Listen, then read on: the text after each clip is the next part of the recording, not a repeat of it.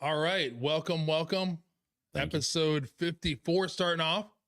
Want to thank you, first of all, before I introduce you, for the adjustment in the schedule. No problem. Way to adjust it. That's why we're on Wednesday. I had adjusted last week. You adjusted on me. So tonight, episode 54, I'm joined by an Ohio boy, Go Bucks. retired Major Tim Dubeansky. Do you go by Dube? Doobie. Doobie. Yeah. Are we calling you Doobie? Like Go the for dude, it. like Doobie? That's how my wife calls. That's what she calls me. She doesn't, say honey. She never says Tim. Yeah, I'm the same way. That's interesting. Let's start off with that. Interesting thing. My wife rarely calls me by my first name unless she's pissed at me. Even then, she calls me other names, not Tim. Like, what's her favorite name to call you? I don't know if I don't know. We're allowed to swear on here. Don't worry about it. No, she doesn't swear at me. I usually get the silent treatment is what I get. So like I'm never in trouble unless if she's not talking. So does she call you Doobie? What's she call you? Doobie. Okay. Yeah. Mine's more like honey, babe. Sometimes babe. Your Majesty. No, I'm kidding. Definitely don't get that one. No, I don't get that one either. I'm lying. But we'll start off with a quote as we always do. This one's from General Dwight D. Eisenhower. I'm sure you heard of him, and it'll hopefully it comes up with your career. But you will not find it difficult to prove that battles, campaigns, and even wars have been won or lost primarily because of logistics. So we'll talk a little bit about you've had a pretty interesting military career. I did. Those that haven't saw the post, Tim is an AGR guy. We'll get into that more, but Ohio Army National Guard, your whole career, 24 years. Yep. Grew up in Ohio. Did up in Cleveland, on the east side of Cleveland. I'm sorry. Yeah, well, I've been here in Columbus for 16, almost 17 years, which we love Columbus. But I was born in Willoughby, grew up in Menor, so you could tell if you're from Menor. Just like down here, if you're from this area, you say Berkshire or Cheshire. Up there, you say Menor. You don't say Mentor. So about growing up, you mentioned in your very rambling information you gave me was one I had to decipher. I felt like it was a challenge. I got through it, but you did mention that your parents were divorced. So they get divorced when I was pretty young. But they were, both in my life, both huge parts of my life. Lived with my mom and my stepdad, but saw my dad, every weekend, and they were both, super impactful on my life, kind of my personality, stuff like that. So yeah, I don't know how much you want to go into that, Well, as much as you want to go into this, this is your time. Okay. Well, no, so. You always know we want to talk about real life stuff. So like growing up growing up in divorced family is not easy. So I'm sure that as well as it was going, it had some challenges, right? Yeah. So definitely. So I have two older brothers, two older half brothers. I have a younger brother, and I have a younger half sister, and then I have 3 stepbrothers. So lots of things going on there at different points in my life. And so, it was, really, I think challenging in some ways as a younger kid trying to figure out life, and, there's all those challenges that you don't even really, I think, know what you're really going through maybe in, 2nd, 3rd, 4th grade, trying to figure out all your emotions, and, kids are crazy anyway. So, but it was good, and I think the important part through all of it, there was, a lot of craziness like all families have.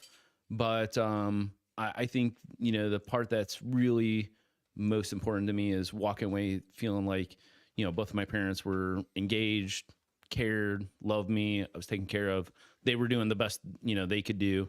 Nobody's perfect. And now as a parent, like, I'm like, I don't even know how they did it, because I was an absolute terror. Like my brothers and I, they make my kids look like saints. So You don't tell them that though, right? no, absolutely not. I was way better than you. Don't talk to your dad. Don't talk to my dad. They're like, I was the perfect kid. You're horrible. I got all straight A's, all those. Yes. All those, have you looked back at all those kind of like like how often do we tell our kids that we were bad too? Think about that. Like when you're really honest with your kid and say like, I did these things, you know, I did the same thing. Like I've had some about 5 or 6 tough conversations like that, but generally I pretend like I was perfect and I wasn't. So my oldest is 11 and he's like way better than I was as a, like, he doesn't get in trouble. I used to steal stuff. I used to like lie and start fires and, you know, all sorts of horrible things. Right. You know, I remember being in 3rd grade. He's like, I started fires. We're gonna talk about that huge fire that happened in Cleveland. That was me, everybody. You remember the river? No. So no, I remember I was in 3rd grade, I think, and my mom comes home from parent teacher conferences, and those were not as well like announced, I think, back when we were young. And so she comes home, and I had gotten pretty good at like putting my detention slips over something my mom had signed, and then like tracing that. And she came home, and I just told her like, hey, I'm staying after school. We're going to play football or basketball or something. And I think I probably had like 25 detentions or something. And she came home and didn't know any of it until that day. And so that was like, it was not a good night. So yeah, see, I learned to counterfeit. I mean, my mom's signature as well too. I did that with thinking I was slick. I did it with a report card. My mom had a really like beautiful signature. It was like when you look at it, you're like, I could copy that. And I decided to do that on a report card. And my mom picked me up for a ski team practice, and they said like on the banner there, like, report cards have been out for 2 weeks. My mom's like, did you get your report card? I'm like, and you didn't get it? You didn't get that? I thought you did. Yeah, because remember you just have to sign. Is that even a thing anymore? That I think I've never signed a report card. I haven't. Yeah, it's like, but that's what's hardcore. You had to like, but you can go online now and check it out. So it's kind of the same thing. But yeah. But I'm glad you were a little bit hoodlum too. I think everybody. I'm the more I have these podcasts, the more we talk to anybody that's in the military. A lot of us did start off as like little hoodlums. Yeah. Right.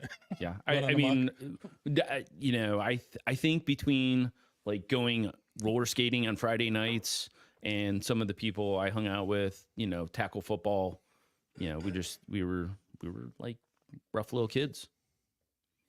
So get to know you more a little bit. So growing up as a childhood, you had, you divorced family, lots of halves and steps. Did you have a childhood hero? Childhood hero. So I don't think like going through my childhood, I had that person. I was like, oh, I want to be like that person. No sports people or movie stars or anything like that. And I know it's so cliche because what I'm getting ready to say, which you already know, but looking back, how impactful my parents were on my growing up, because they were very, very different people. My dad was like crazy hardworking, super busy, always stressed out. He owned his own business, and so like, but he did a lot to try and connect with us and teach us stuff. And so like I learned a lot of business stuff from him. And I don't think there was like anyone I had ever met in my life that was as hardworking as my dad. We had a joke because my younger brother went into the Army also. And a couple of other people that worked for my dad went into the military.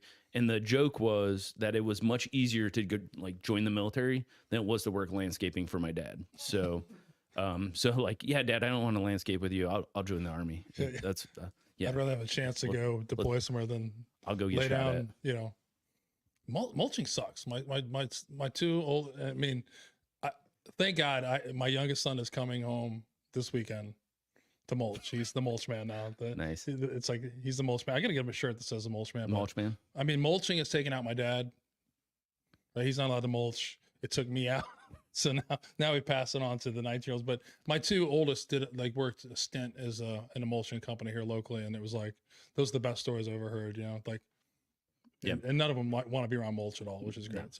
So I would say digging is way worse than mulching. Like, and I will tell you, 100%. Like, I'd rather dig a hole than like. Yeah, no, digging wheelbarrow and mulch and. So yeah. So that's not good. And I'm right there with you. Like, we're coming up on mulching season, And I just found out I've got like a bulging disc, and so that's super exciting. So I think that's one of the telltale signs that, you know, the Army broke you and you're getting old. So Yeah, that's true. so, We might have to talk off camera. Maybe I'll send Mr. Mulch yeah, your way. maybe. He has to be motivated by an event that he has to get to. I've learned that last year. He had a very important date with his girlfriend, and I've never seen a dude Work lay that hard. mulch, not even have to explain anything to him. He just Figured it out.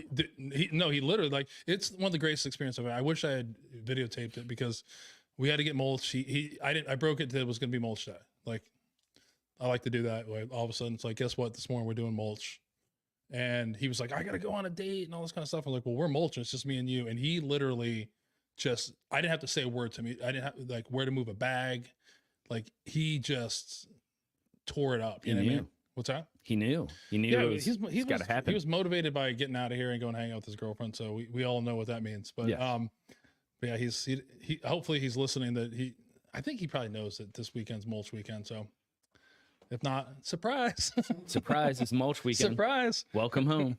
The big, what's that? All that stuff under the tarps, mulch. You're gonna lay it down this weekend. So no, that's a normal answer. Like you said, a cliche. I don't think it's a cliche, but a lot of us have, you know, look up to our family, our parents. You know, I haven't had anybody that's been like, you know, Superman was my role model or anybody like that. So Yeah, I I think. wish they would, so we can make fun of them a little bit. But I'm sorry to let you down. No. I'll probably do that some more throughout the podcast. No, so I would also say, you know, again, parents super different. You know, with my mom, again, looking back at, you know, some time as a single parent, trying to, you know, work and then take care of 2 kids that are crazy, and you know, and just the, you know, the love and the investment that she made, you know, on a softer side, you know, even though like half of the time she was always screaming at us, it was like buried in love. So screaming through love. Yes, We all know that. Like, I'm only yelling at you because I love you. I'm trying to make you not stupid. I didn't really mean to say that to you. No, that's crazy. No, but there's important things to talk about now. I'm glad that's just trying to get to know, because it's always fun to have somebody that I've never met come on, which is always fun. So another quick question. All right. Before we get into the military career. All right. You know, the internet's big. We were talking about before the podcast, AI. Okay. What is something a fact about you that you can't find on the internet and that most people would not know? Something interesting. Okay, so I am a huge Lord of the Rings nerd. So I don't know what it is. Like I could care less about Star Wars. I've never even seen a full Star Wars movie, which is really odd for someone that's like 40 plus years old. So no Star Trek, no Star Wars, but I watched The Hobbit last night. Not all of it, because I only watched the extended version. That's how nerdy I am. And you know, luckily, you know, my wife is a Lord of the Rings Hobbit nerd with me. Which is how you know that you're with the right person, because there's like 6 of us, I think, in the world. And so yeah, we and 3 of them were in the trilogy or whatever. So yeah. Interesting, because I was just talking to someone about that. I feel like that's one that you can watch, because I remember The Hobbit, like the old cartoon, like used to go to the I remember when the first time it came, we go to the school library and they had that on audio tape, and that was like the coolest thing in the world. And then like, but I'm glad you didn't say like some other ones that are out there. We're not gonna make fun of other trilogies or other series, but The Hobbit's a good one. It's a little gets a little much. It's got some great actors in it, right? Got Rudy in there. It's got Rudy. Rudy, like you can't go wrong with Rudy, right? I don't know. He's a great character. What's your favorite character on that then? I'm a huge Gandalf fan personally. Okay. Yeah, I mean, yeah. I don't do, like, I don't dress up. I don't have a wizard outfit. It's all right if you do. It's all right. I mean, we're not going to talk about it here, but that's only between my wife and I. But no, it's just, I hated reading growing up. Like, absolutely hated reading. And so, you know, on the weekends, my dad would, like you need to read. You stink at reading. You need to read. So I would sit there over on the couch and just stare at pages. I wouldn't read. And I never read like a real chapter book until I found The Hobbit, and like I blew through it. I really enjoyed it, and then I read the whole Lord of the Rings, books, and so like there's like this connection. And my dad, I don't think he really liked reading a lot either, and he liked The Hobbit, and so I think there was this like connection of between like kind of getting over the hump a little bit about reading, and just found something that I was interested in. So yeah, and then the movies came out, and I'm like, oh, this is amazing. It's even better than my brain could process. So it's better. Peter Jackson did a better job than Tim Dubeansky's brain did.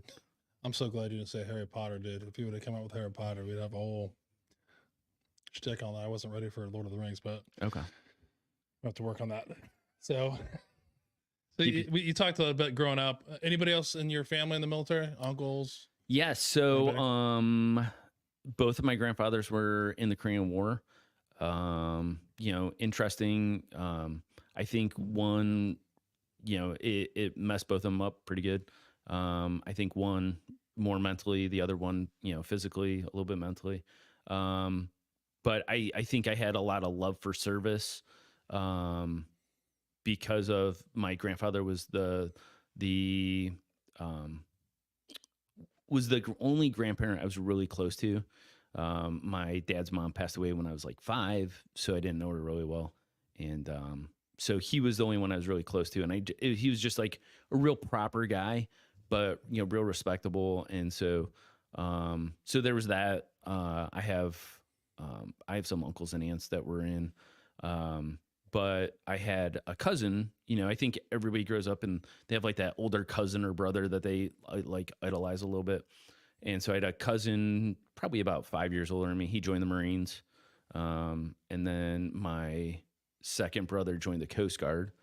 And so then I tried talking my little brother into joining the Army forever.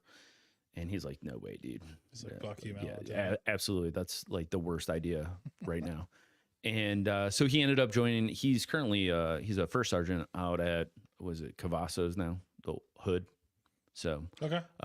So he's out there and he's doing great things. So a decent amount of people in the military. My wife was in, so she did 6 years. Army? Yep, Army National Guard. So nice. Yeah, we had to make fun of her. She was on the Coast Guard or something. No. So do you make fun of your brother that was in the Coast Guard? Oh, yeah, for sure. Yeah, constantly. Yeah, I mean, but no. So it gave me. It was funny. So I before I don't know if I had joined yet or not. I went down to. He was in Alabama, and he was on like a river, and I didn't realize that like Coast Guards, I don't know crap about the Coast Guard. I didn't know that they were like on rivers and stuff. I was like, what are you guarding here? Like, so then he ended up getting stationed from Tuscaloosa down to Mobile, Alabama. And I went there right after I graduated high school to go visit him. And I just remember, I think there's dudes in the Coast Guard that have like their rescue divers. They've got the best job ever, because they would like, I played volleyball at lunch with them, and they would like go into work, swim, then work out, and then eat lunch, and then play volleyball, and then like hang out, and then go home. And that was like a daily business. And I'd already joined the Army National Guard by then. I was already starting to question my decisions, because I'm like, I want to do what those dudes are doing. They look like, Maverick and Iceman in the Coast Guard. So yeah, there's the part you didn't see when they actually had to go, 30 miles off coast and jump into the ocean. So yeah, there's that. Yeah, there's that Debbie the Downer part of it. But so you did allude, you joined the Ohio Army National Guard, right? Yep. 1998. Yes. So March of 98, I was still 17. So my mom had to sign off on it, which I think originally I was going to be a 13 Bravo. You go to the recruiter and they're like, dude, I've got a really awesome job for you, which actually just means that like this month they need an MOS filled more than other MOSs. But at 17, you don't know that. They're like, oh, we're going to make you a 13 Bravo. and you could shoot huge artillery and stuff like that. I was like, oh, that sounds awesome. And there's a bonus. And then I went home and my mom's like, oh, you should really do something where you can learn a skill. I was like, but you could shoot big guns. That's a skill, Mom. Right? I mean, like, have you ever shot an artillery? So I ended up not doing that. I wanted to go to college, but I was really kind of like rocking a solid 2.5-ish, maybe, not putting in max effort, and didn't really know how I was going to pay for college, which is kind of what led me to the National Guard somewhat. I mean, I was like had family in, and it was a good idea, but I wasn't fully committed. So the National Guard was kind of like that sweet spot for me. And so I ended up selecting to be a radar repairman because the course was like 44 weeks long plus basic training. So I was going to be gone for a year. So it was like a great break from, I didn't have to go to college yet, but then I could come back and college was going to be paid for. I would learn a skill. I learned how to fix electronics. So it all ended up working out well, much better than I thought it would when I was 17, just randomly picking jobs. So you became a radar repairman, 94 Mike? Yep. 94. It used to be 35 Mike back then. And, just like the Army does, they switch stuff around, right? Add some numbers to it. Yeah. New letter. It was funny though. I came back, I did like 3 drills before I went to basic training. And I came back after being gone for a year, learning a great job. And my platoon sergeant comes to me and he's like, hey, dude, so we reorged and we don't have that job anymore. So what would you like to do now? And I'm like, I don't want to do anything. I was just gone for a year in an AIT environment for a year. That sucks. So that's how I became a radio repairman. I actually, I came back and they're like, well, we're a maintenance company. We've got these jobs open. These are electronics jobs. You want any of these? And so that's how I became a radio repairman. I went to reclass like the very next year. That's so crazy. So let's rewind a little bit. When you decided to join the military, was there a reason why you didn't go active duty at the time, or? I wanted to go to college, but I felt like, when you're talking like 3-4 years, that seems like an eternity when you're 17, 18 years old. So I think I was just not ready to, commit like that. Which is funny because I joined up the National Guard and it's a 6-year contract. So, whatever. But it was a way for me to like get away for a year and then come back. And, that was, prior to 9/11, we were far out from Desert Storm. And it was like, oh, you just, go do some Army stuff for a year, come back and then go to college. So you come back. Did you go to college when you got back? I went to what we refer to up in Cleveland as Harvard on the Hill, also known as Lakeland Community College. So I did that for a little bit. So it was all right. I mean, I lived at home, went to the community college.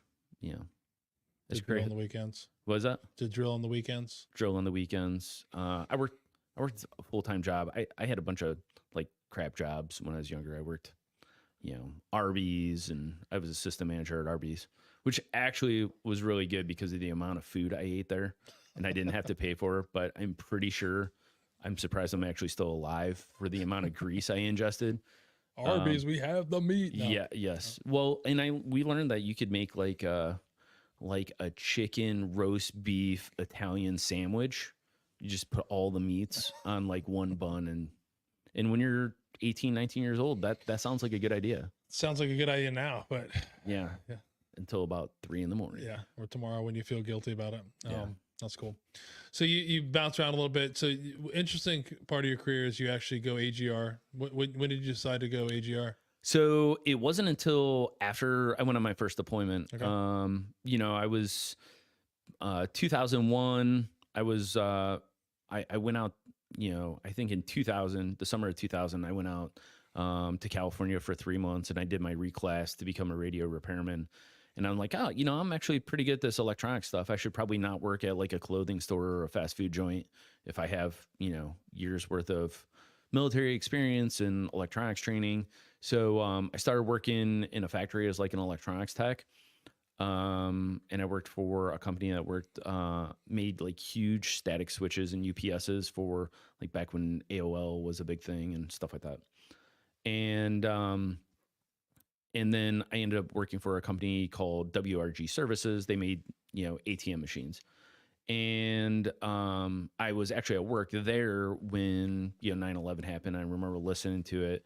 Volunteered to do some guard, they were looking for people to guard anything, right? So we had a base, like an armory over in Cleveland, and so I did gate guard there for a while, which is just about the worst job ever.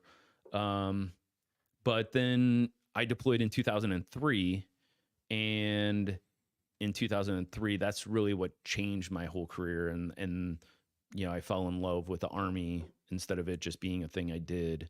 And when I came back from the Army, that's when I got my AGR job. So what made you fall in love with it? I was 22 when I deployed, and so really young. I was a new E5, and it was the first time I was ever in charge of anyone. I had 3 specialists.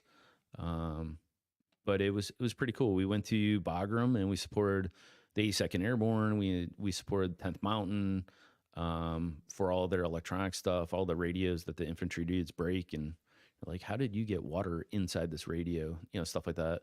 And their night vision. It's easy. Throw it in the water. Well, it's supposed to be waterproof, but it's not infantry proof. Come on. So, it was one of those things that, like, I think it was the first time as a kid that I found purpose in a job. Like, I found something that, like, oh, this is not just something I show up to get a paycheck for today. This is like, it has meaning. Like, I'm proud of what I'm doing, so. So AGR, Active Guard Reserve, you decided to make that move. Yep. We've had a couple people on before, but just people haven't listened. So explain that a little bit more. You can probably explain it better than I can. Yeah. So Active Guard Reserve, it's in many ways like active duty, but it's for a National Guard or a reserve component. I came out of my 2003 deployment. I'm like, oh, I love Army stuff. I'm going to go active duty. They're looking for people to go active duty because the, Iraq war just kicked off. And, I had a dumb girlfriend at that time, and, I was like, oh, I'm going to go active duty. And she's like, oh, okay, well, I'll go with you. And I'm like, oh, cool. We'll go active duty. And then, like, I got home. I'm like, all right, I'm ready to go active duty. And she's like, well, I don't want to go active duty. And I'm like, well, I do. And so I ended up looking into the AGR system and got hired on as a recruiter, and then moved out to Toledo. So don't move to Toledo. Toledo's a great city, isn't it? No. So you had somebody hit up Bill Dillon, says, sir, but when our radios did not work in our MATVs, did you have Staff Sergeant Jackson fix them? So well, I wasn't going to tell anyone. Someone's that harassed you a little bit. Yeah. I love loving people get harassed. That's my Sergeant Major. Hey, the Sergeant Majors can always harass you, so that's always 100%. That's one of the greatest jobs in the Army, I think. Yeah. Harassment, yelling, lawn work, uniform standards. I heard when you're a Sergeant Major, you go through the Sergeant Major Academy. They have like a selection box, and everybody gets their little box, and then they open it up, and that's when they find out what they're going to be a prick about. It's like, I'm going to be the grass Sergeant Major, or I'm going to be like the blouse boots Sergeant Major. And so they open it up, and then they find out what they get to be a jerk about for the rest of their career. Wouldn't that be funny? Like they assign a helicopter, how they assign your aircraft that you get. That would be funny if they did that. Yeah. One of my greatest Sergeant Major moments when I was at the 82nd, my first sergeant was on leave, and like it'd been raining, so the grass wasn't cut around the unit, and we're out there PTing. Sergeant Major Thorpe comes running by, and he's like, "Who's in charge over here?" And I'm like, I walk up there, I'm like, "I'm in charge." He's like, "No, I don't need to talk to the officer." I'm like, who the fuck is in charge? I'm like, "I'm in charge." So he's like, "I need to talk to a goddamn NCO." And like, it was so funny. Like, I was like, my first sergeant's on leave, so the platoon sergeant that was acting, first sergeant comes running over and just got his ass chewed. Like, he didn't care that it had been raining 4 days, and like every other, I don't feel like he did a run because he was stopping at every unit along the way yelling at him, but that was fun to watch because all of a sudden you have a bunch of people out there, no matter what the weather is, mowing the grass. And he came back the next day. So maybe that's the box that Sergeant Major Thorpe got. I don't know, but that's awesome. That's I've never heard that one before. That is a great, and I don't think it ever changes. You might be dead now because you just released some kind of like crazy, probably that's like secrets that I'm not supposed to know about. They're like, how did that officer Sergeant Major find Dillon out? get you? He's like, "How, sir, you weren't supposed to talk about that." They're gonna know. So go AGR. You're done with your crappy jobs. Yep. No more Arby's. No more electronic stuff. Nope. No So more Gate Garden. no. So we You go to recruiting though. so I go to recruiting. That seems like a good. Yeah, handle. I mean, of course, I didn't know any recruiters other than my own, who he was a douche. But so I go out there and I'm super excited, and I'm one of the first Ohio National Guard guys. Like our unit was one of the first to deploy and get back. Because up to that point, the National Guard was much more of like an operational force. Right. And we were talking a little bit before that, the National Guard was looked at as like, oh, we got to call those dudes in. There was because we had not been utilized for so long, there was a lot of concern about that. So I was very gung ho, came back, became a recruiter, moved out to Toledo. I got the two counties, Williams and Fulton County out in Northwest Ohio. They're like, you're recruiting in the corn stalks. And it was good. I liked it a lot, but recruiting was different back then in the fact that they basically gave a 23-year-old like a car, a phone, a computer, and said like, hey, just go make it happen. And so there was a lot of rope to run with. And recruiting was one of those jobs. It was really good in the good times, and it was really, really shitty in the bad times. It's the only job I've ever had where you could be like 99% done in a job and get zero credit for it. And, to have your livelihood and have your like annual reviews based on the decisions of, some 17, 18-year-old kids. That's like some pretty stressful crap. Yeah. And then you got to remember, I recruited from 04 to 06. So that was like some surge time in there too. And so like you're flipping on the TV and it's like, oh, like 12 Marines just died today in Fallujah. And you're like, hey, do you want to join the National Guard? Listen, Sergeant Dubeansky, why can you not get these kids to join the Army? Yeah. I don't know. If they could all just never look at the TV again, then maybe. So that's true. I mean, it was a tough time then. Let's go back to what you said before. So we did talk off the air a little bit about, and I've talked about it before on previous podcasts, but I got commissioned in '94. So my how I felt about the National Guard and the reserves was very, very poor. Because, like you said before, these were weekend we call them weekend warriors. And then, 9/11 changed that drastically. We've had plenty of people on here that talk about how much, reserve units have deployed, National Guard units have and continue to deploy in support of the global war on terrorism. But looking back on that, you being in it, what was that like, seeing a switch of like, okay, this is we're doing this for college. We're doing this, just, 1 weekend a month to holy shit, we're actually expected to deploy, just like other of the Army unit or, Navy unit, Marine Corps unit and do our job. What was that like? Yeah. Like I said, definitely a difference of even from the time like the 02, 03 timeframe where you were very much like a strategic reserve and going into being an operational force, like that was a really, really tough process because, physically a lot of the Guard just wasn't there. They're not, PTing all the time, like active duty.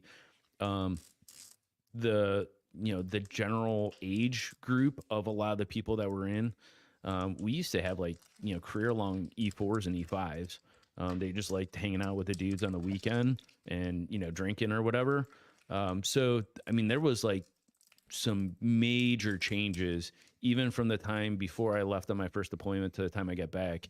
And it was like, I couldn't imagine if I was in a main leadership job where I was like a first sergeant or a commander, because of the amount of shit that they probably had to deal with trying to go through that.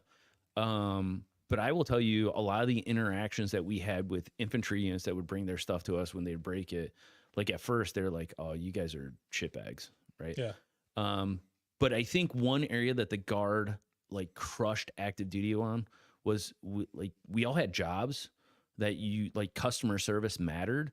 So they loved us from the perspective of like we were nice and we tried to fix stuff for them. And like we would find like unique ways to do things where active duty guys would just be like, "Oh, dude, that thing's on back order. Like, you know, you'll probably won't get it this deployment." And we would try to do things kind of outside the box, and customer service was a thing where like at that time it was like, you know, customer service is not really a strong point of active duty. No, probably not. It's true. Yeah, it's just an interesting time. It's always funny. We look back at how you know, all of our careers, what, you know, like the things you've been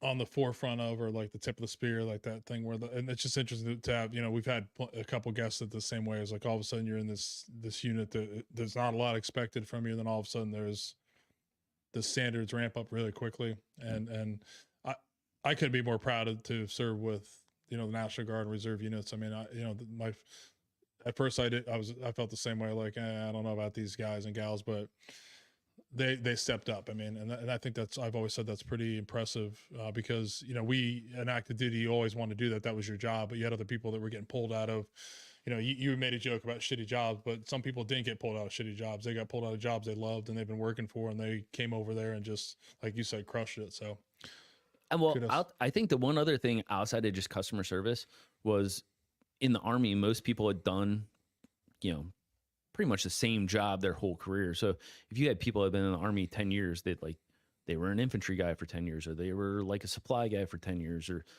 like through the National Guard, you might have had someone that was a cook, but they work in carpentry in their 9-to-5 job, or they were like a computer network person, or they ran a business. And so there was a lot of like these, you know, intangibles that the Guard brought at the beginning of the war. So I think still do. Perspective. Yeah. So you ready for the first featured whiskey? I am. You need to, yeah, I'm ready. To finish that. You sure?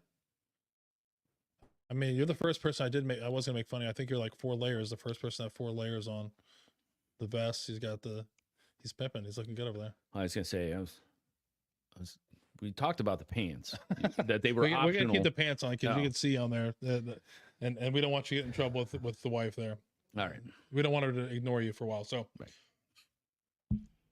what's fun? You're not the first Ohio guy we've had on. Not first Ohio Army National Guard, but first person to bring in Jefferson's Reserve. That's your favorite whiskey. Yeah. I had to do some research on that. We talked off camera. It's awesome to bring that in and do some research on that. I'm not a gigantic, huge Jefferson's fan, but I do appreciate what they do. But if you don't know about them, actually Jefferson's is distilled at the Kentucky Artisan Distillery. They call it CAD, which is located in Crestwood, Kentucky. Jefferson's was founded in 1997 by Trey and Chet Zoller. They wanted to continue a family tradition that goes back to Trey's 8th generation grandmother, who was arrested for the production and sales of spirituous liquors. So that's pretty cool reason to start a distillery. My grandmother got arrested for it. So yeah, I mean, she was a moonshiner and whatever else, and So, but CAD, or the Kentucky Artisan Distillery, is the home of Jefferson's bourbon, and all distilling, blending, bottling of all the Jefferson's product are done there. Jefferson's is always, as they come on, has been dedicated to pushing the boundaries and the definition of bourbon while upholding tradition, which is a big thing. So this is an interesting one they brought in. This kind of ties into what we're talking about. But the Twin Oak Custom Barrels were first released in 2018. And it's a collaboration with Independent Stave Company, which is a family of cooperage in Missouri. The barrels produced for them have grooved staves, which are intended to increase the surface area inside the barrel. So these barrels are toasted for a undisclosed period of time before flash charring. And then Jefferson takes Kentucky bourbon and finishes them in these custom barrels for up to 4 months. So Jefferson's Reserve Twin Oak, 90.2 proof. Non-age stated. If you read some stuff there, they say that some of the product that goes into it could be at 10 years old. I think that's more of like when they first started. I doubt that they're really putting a 10-year in there now. And the mash bill is 60% corn, 30% rye, and 10% malted barley. Nice. This is a good product though. You picked a good one. Thank God you didn't do Jefferson's Ocean. That would have been like, oh no. Oh no. So Ocean's kind of weird. do. Yeah, thanks. I haven't had their Tropic yet either, which, you know, they have some, like you said. Yeah. Thank you. Thank you. You know, some weird things that they do. But this one is this and their was it like very small batch or whatever is like I find those really good. Yeah, those guys are probably they're degenerates behind the camera. They want to probably try it. You want to try it? Want to have them out? Yeah. No, I mean the Jefferson's line is an interesting line. It's a good product, and it's not that like we were talking about before we came on the air. Like it's just like what do you like or what don't you like? It's not that I don't like it. It's just like there's other things I like better. So it's just one of those things. And then the Jefferson's Oceans that we talked about, that's an interesting product they came out about that's aging it on the ocean, and it was a neat thing from like the first 10 voyages, but now they're up to like voyage 173, and then people start talking about tasting seawater in it, and I start losing my mind. I'm kind of like, oh, it's very briny. Yeah. Like, I don't think that ever touched. I mean, I know you saw the commercial on TV, but no, it's good stuff. But Jefferson has pushed out a lot of stuff. A lot of their, I'm not a big Finnish guy. Some of their Finnish stuff is really good. So, and these are always good as well. I mean, thank you. Yeah. And I got some more lower proofs for you. You talked about your lower proof guy. See, I've gravitated to the higher proof stuff. So. You have? Oh God, yeah. Okay. Yeah. I just feel sometimes, I feel like I'm getting like punched in the throat. That's the point. Yeah, you're supposed to like I guess sweat when you drink it. Your whole body's burning. You're like, what am I? Feel like I'm in the CS chamber. Yeah, exactly. Yeah, you feel the whole burning now. No, but I think it's a progression as you go along. I mean, there's nothing wrong with the lower proof stuff at all. It's just the market has changed. So there's a lot of barrel strength stuff, high proof stuff that has a lot of flavor. Like in the beginning, when some of the stuff was coming out, it wasn't that good. It was just like fire. But I think there's a lot of stuff where you get a lot of complex, tasty notes and stuff. But I think the industry probably over the last 10 20 years just dramatically changed where and I think COVID probably really helped that where everybody is not going to work, so they're standing in line waiting to get bottles and stuff. So that's a whole nother conversation. But the taters, we call them taters. They're just good. Yeah, taters, like they're just out there tatering. I mean, I can't make fun of in the fact that I stood out in line for 9 hours for 9 or more hours. Yes. Wow. But I think it was different, right? So if you go back to the times that we're doing it, like a few years back pre-COVID, especially, it was kind of like tailgating, right? Mm-hmm. So people be out there, people are number one, want to interact with other people, which was surprising. And I mean, right. You wanted to talk about it, and then people were sharing stuff, and it seemed like just like more civil. Whereas like today, when these guys and gals are standing out for 9 hours, it's more of people that they don't want to talk to you. They just want to get their bottle and unfortunately probably 70% of it to sell it. Yeah. Which it's always fun to watch. I'm glad to not do that, man. Yeah. Most of my experience, and I've only stood in line a couple of times, never 8 or 9 hours. So you've definitely got me beat there. Me either. I'm not committed. But I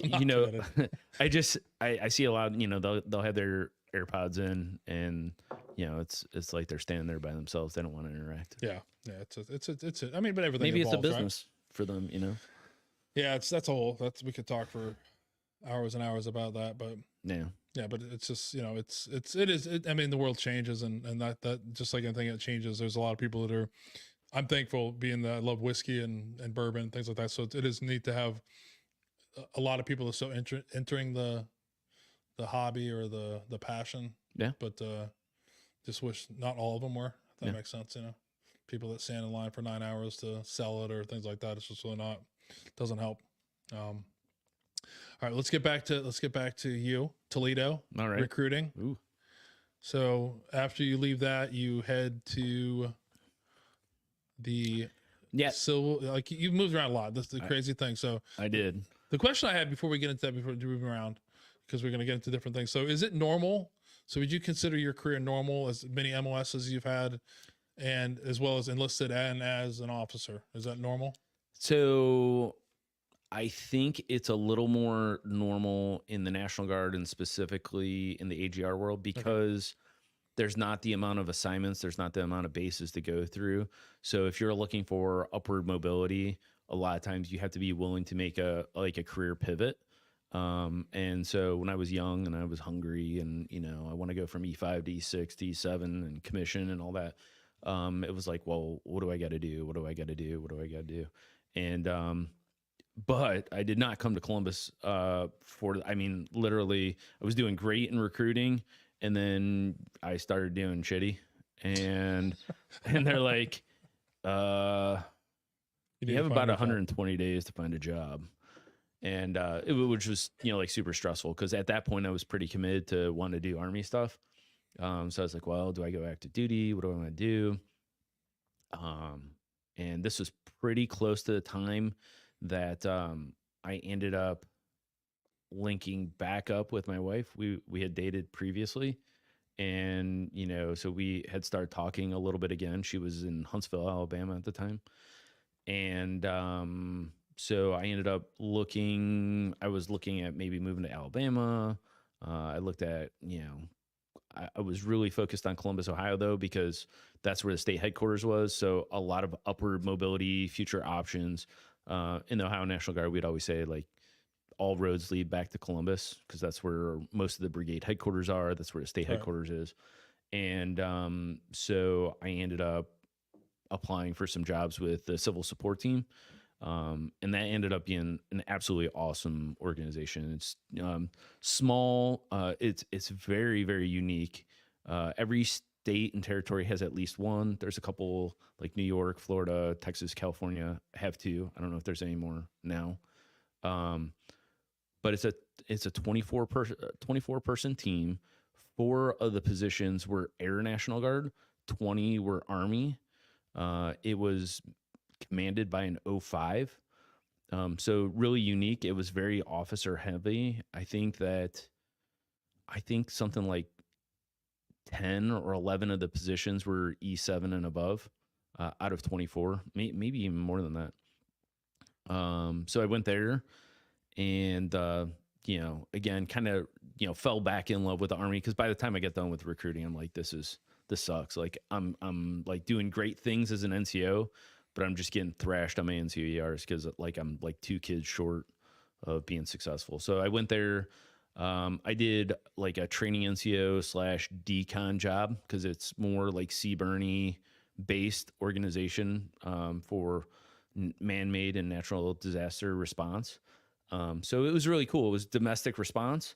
I think one of the things that was like hard in that part of my career was I was like a mid-grade E6, and I had a lot of say because I was one of the senior guys on my recruiting team of like 10 or 12. And then I went to this team and I was in like a senior E6, and because it was so rank heavy, they're like, oh, man, you're a private. We'll let you know when we want to ask you a question. And so it was really difficult for me to kind of step back and just kind of feel like you're not involved in the decision making at all. So that was really, really challenging for me. But between the move to Columbus, buying a house, getting married with my wife, there was just like a lot of change in my life at that time. And it was mostly good. There was a lot of travel and stuff, a lot of training required for the job. I mean, 1 week out of every month we were gone somewhere doing traveling. So it was cool, but it was definitely not family friendly, which is kind of like a mainstay of Army lives, right? I don't think it's really Army friendly ever. No. Or family friendly, sorry. Yeah, it really isn't. We were talking about that before. So not long you're there at the civil support team, you decide you're sick and tired of not being listened to. So as a senior, you're sick. So now I'm going to become a second lieutenant, which means no one's really going to listen to you then, right? Right. I don't know if that's a smart move, but biggest lie to myself, right? It's interesting. I remember being, so funny story. I was at like a range at Camp Perry. I don't know if you're familiar with Camp Perry. I've heard of it, yeah. So we had a 3 or 4 day drill. And at the end of IWQ, Individual Weapons Qual, we had like a party at the end every year. This company did, and it got like definitely out of hand. And my first sergeant at that time was a Vietnam vet. Like that's how old I think he had like 37 or 38 years in at that point. So it was like, I don't know, again, 1999, 2000. And so we had this Captain Partridge, which I just remember looking at the two, and the guy looked like he could almost be Captain Partridge's like grandpa. And I just remember thinking to myself, even at that time, I was probably like an E2 or E3. I remember thinking like, I don't know if I could do my whole life enlisted, because that dude's he's got twice as many years of service as that captain's almost alive probably. And at the end of the day, like he's taking orders. And so I was like, I don't know.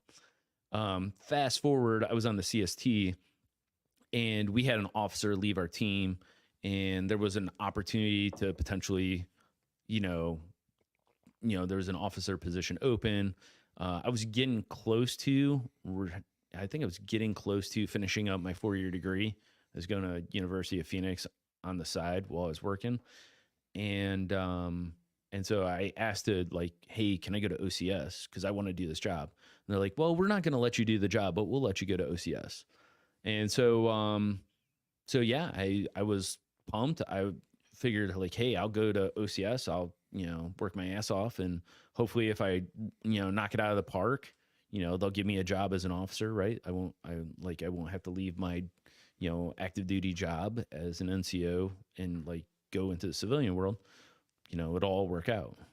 It didn't, right? It didn't work out. So yeah, so I went to OCS. As distinguished honor grad, like, which again, probably for a senior E6 who is in good shape, like, mid to late 20s, you should probably be pretty good compared to your peers. A lot of them were like 09 Sierras, fresh out of school. Yeah, I got back and they're like, yeah, we got nothing for you. And so I delayed my commission for almost a full year, hoping that something would pop up, and nothing ever popped up. So I ended up having to quit my job and pursue things as an officer. So from that, you went to the 52nd, you left that and went to become an S2? Yeah. So I quit my job.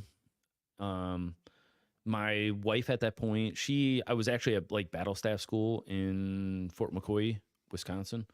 And place, by the way. What? Horrible place, by the way. So funny story.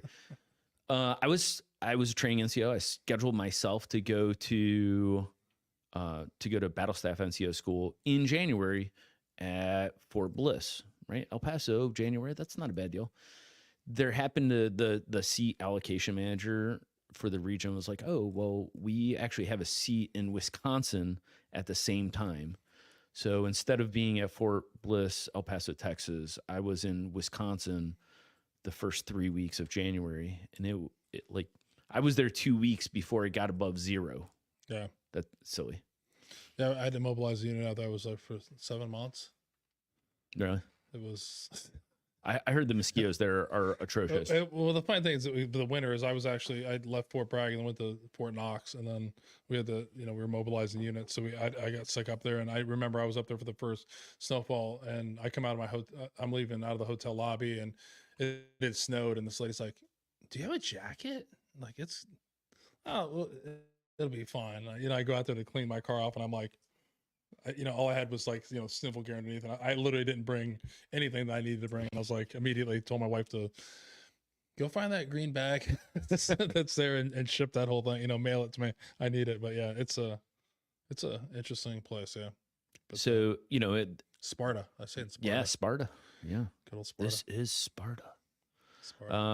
Yeah, it was, it was part of the NCO Academy there. And we had to, I don't know, for battle staff, for some reason, I had to go take a PT test like the first day, because that will make you a really good staff NCO, is taking a PT test. And it's the only NCO school I ever went to where they're like, it's really cold. We just shoveled the track you're getting ready to run on. Doesn't matter what you wear, just be warm so you don't freeze.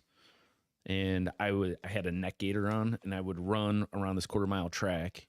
And when I'd run into the wind, I had to pull the neck gaiter down because my breath had froze into it and I couldn't breathe through it anymore. So like as you're running into the wind, you had to pull it down, and then you could put it up when you're not in the wind. It's good times. Yeah. So anyways, my wife joined the National Guard while I was away, and ended up going to basic training in the summer of 2009. So I quit my job while she was gone so I could go to BOLIC, the basic officer leader course, while she was at basic training, so we wouldn't be gone. The running joke, you're talking about like always being gone.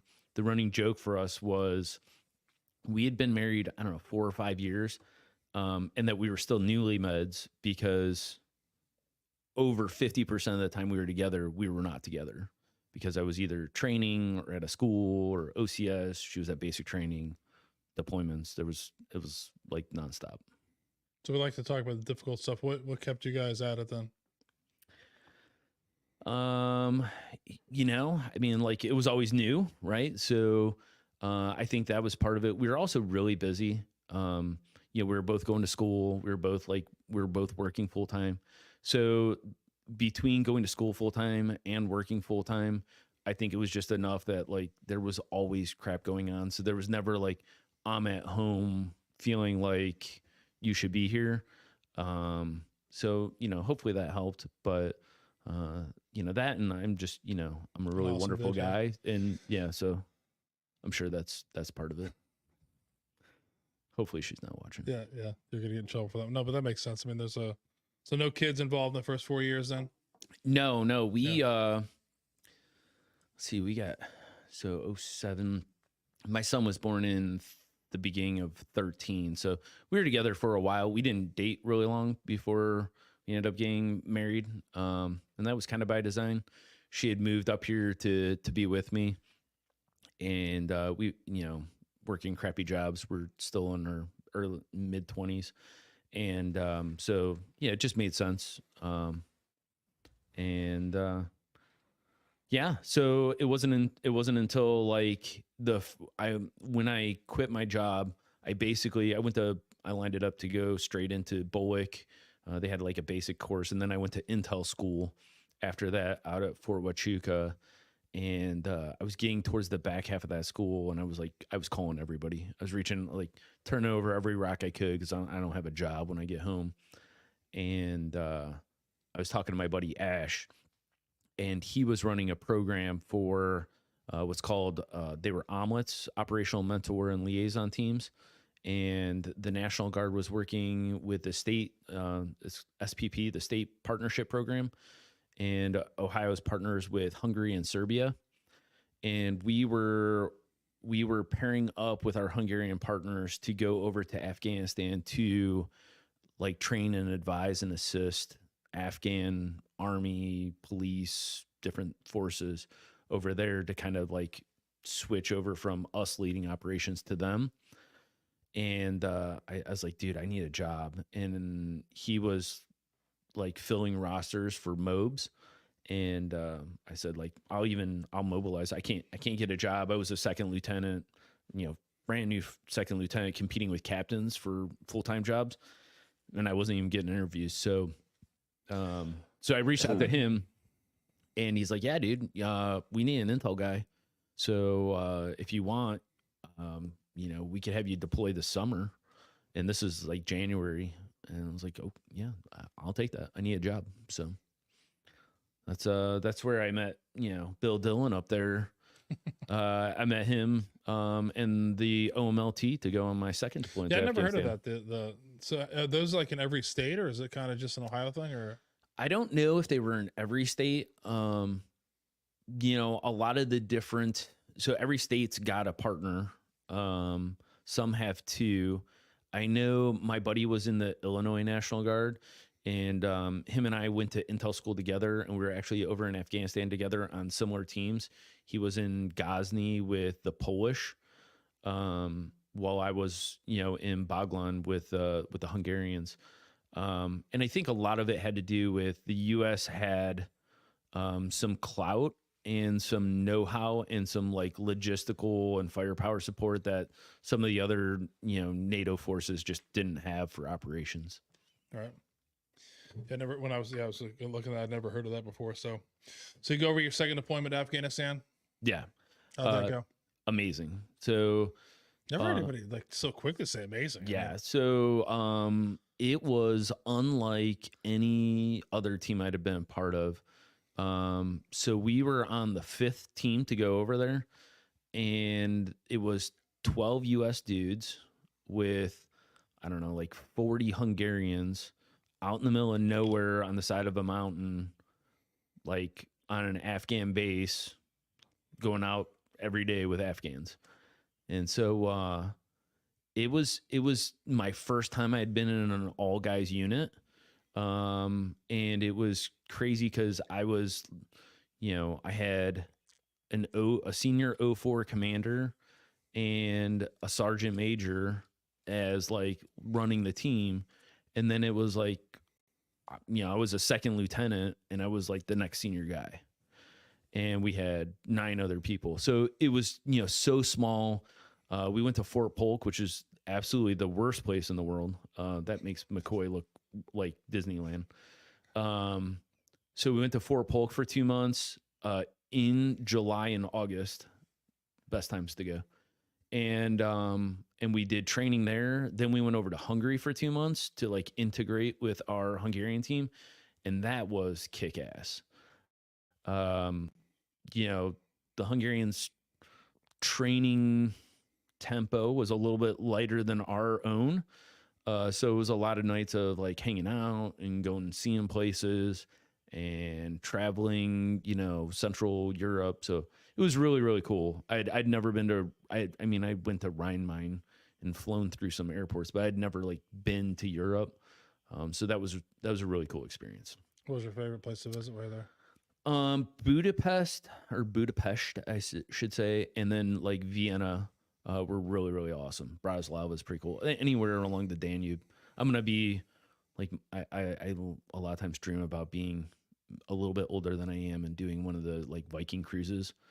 I get those mailed to me and like, hey, you could relive your omelet days going down the Danube with, 50 of your favorite 75-year-old friends. You can go your Gandalf beard. Yeah. And pointy hat.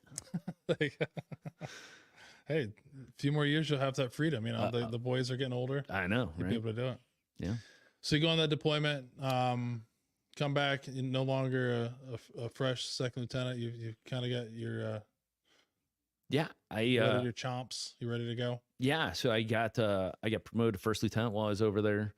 And like I said, it was awesome. I'd been to Afghanistan before, but as like an electronics dude, my commander wouldn't even let me leave the base. Like I kept like, can I go on that mission? Can we go get lumber from down like in Kabul? No. So this, like I went out like almost every single day. And because we were such a small team, we had Mat V's, like second lieutenant, first lieutenant, I'm the gunner. Like that's how small our teams were. And so a lot of the times, maybe not the ideal approach, but because of, especially at the beginning until there was some comfort level, and some legal issues with them driving us and our equipment and stuff like that. There was times that was like my sergeant major driving my major as the TC with me gunning. And like, that's pretty unusual to have an E9 driving an 04 around with like an 01 gunning. And we, dual mount, 240 Mark 19 up there. So, really awesome experience. And, it's interesting. I think maybe service members are different from a lot of other people that like you really toy with, like, well, what are your thoughts on like God and all that stuff? I don't know how anyone goes out of the wire on a regular basis and just doesn't feel like you're not in control of everything that happens, just because the amount of shit that's on the side of the road, the streets that you go down, like the stuff that happens to you, like there's got to be some divine, interventions. I don't want to get too heavy on that, but it's like, it just makes you really think that, like, statistically, like, your time's got to come at some point. So Yeah, it's pretty random. I think it's one of those things you look at. You can do all the right things and bad things can still happen, and you can do bad things and good things happen. I don't know if that makes sense, but yeah, you really don't control a lot of what you think you can control. Yeah.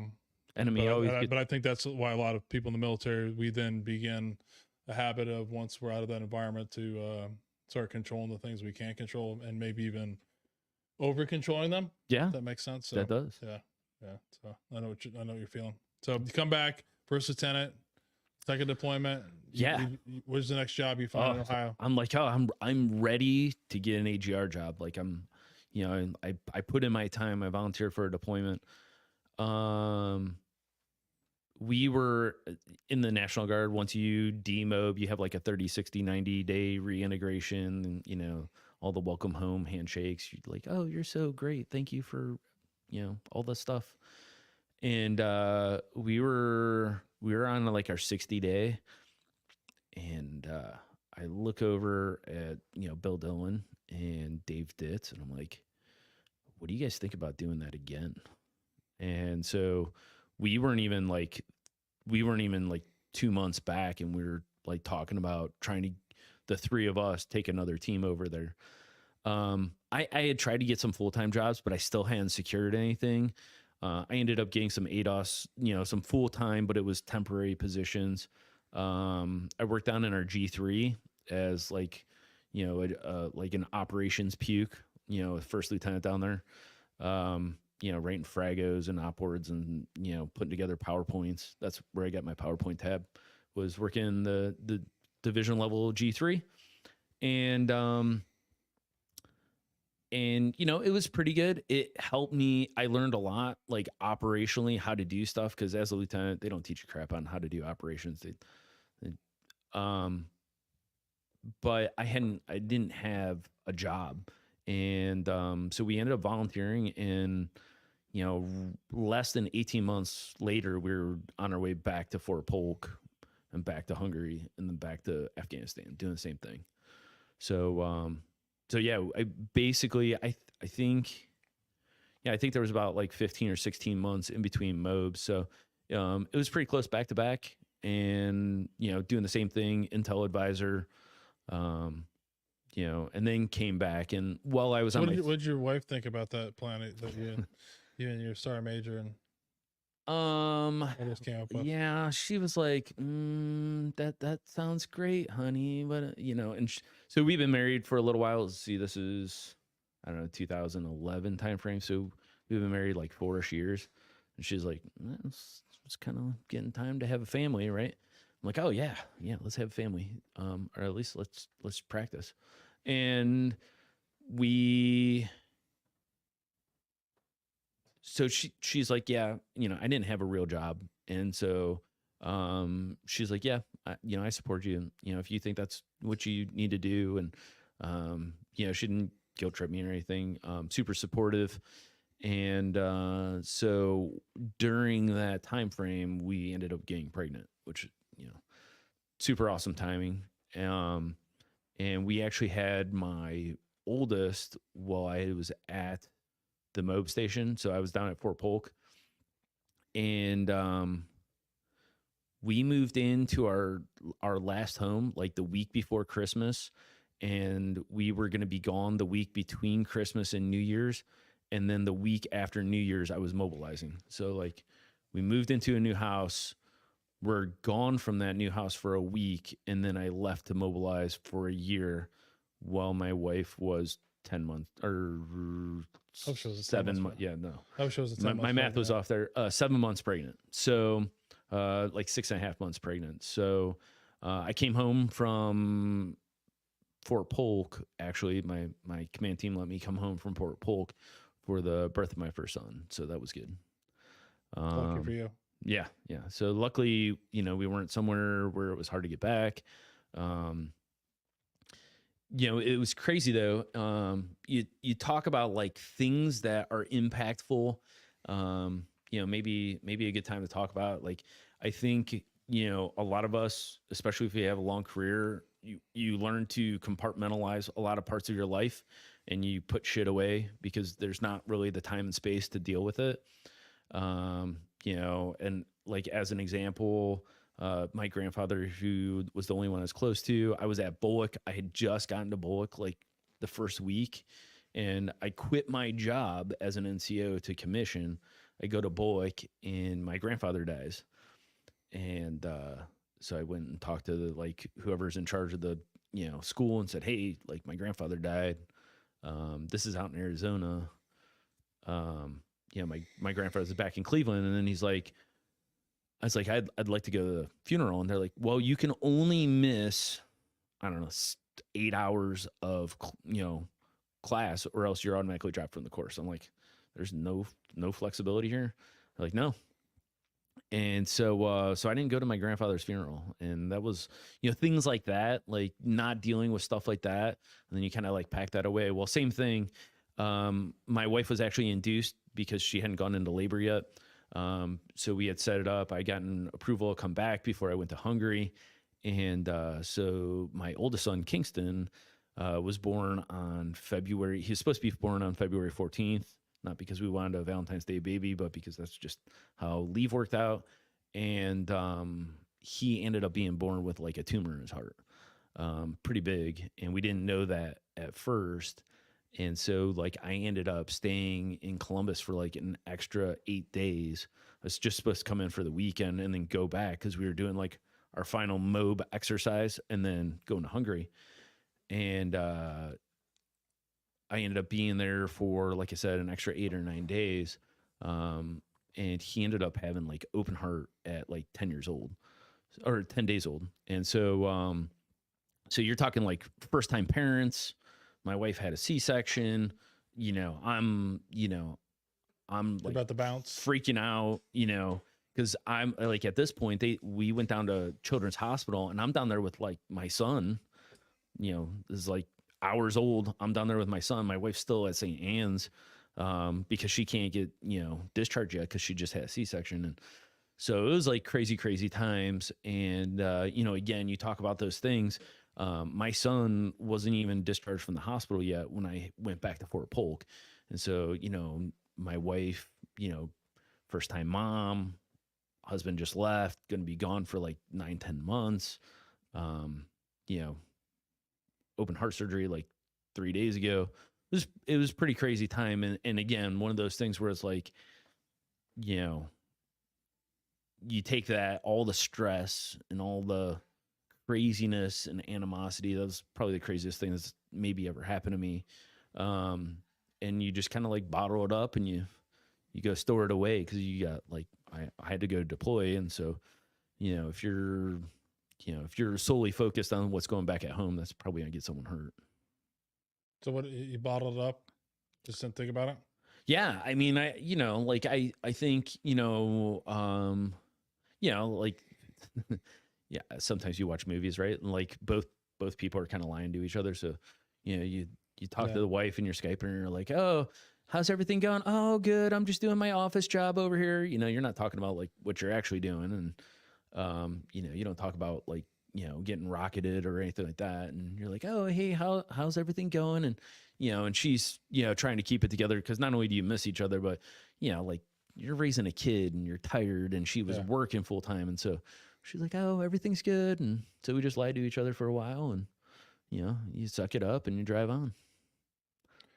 So you have your grandfather, you have Kingston being born. Yeah. So you bottled those up. So we'll hold on to that till later on. There's more. It's got to come out, right? Yeah. At some point. It does. We'll talk about that. So you go on your third deployment, you come back.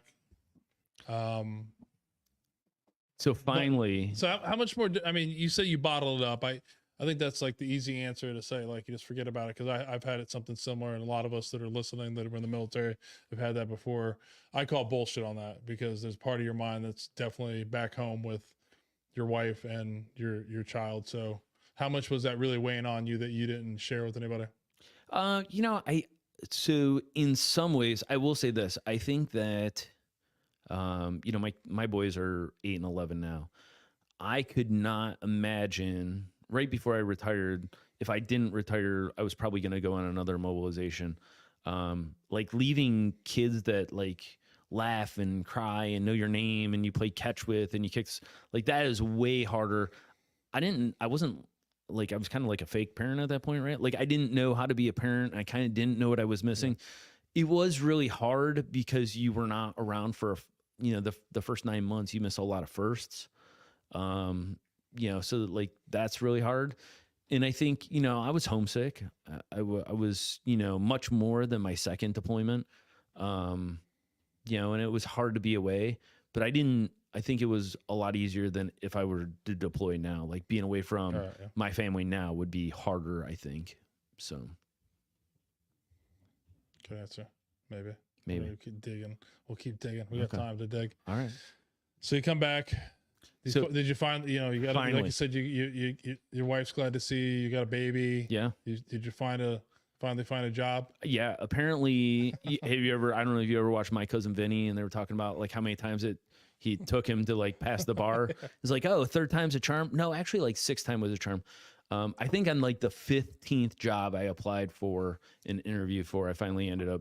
So apparently they ran out of like good officers and then had to take me. And so I ended up getting a job with the transportation battalion up by the Akron Canton Airport. I was super stoked for it. I was like very excited to, you know, be back with my family. You know, and then kind of hope that like life would go back to normal a little bit. So that was what I was hoping. I take it didn't. Well, so when I got back, I quickly realized that, you know, 125 miles each direction to work, because we just bought a house in Lewis Center, wasn't feasible. Like making a 4+ hour round trip every day was going to be challenging. And so I was staying up in Cleveland at my dad's stepmom's house. And, you know, I would do that. I'd go up early Monday. I would drive back after work on Friday.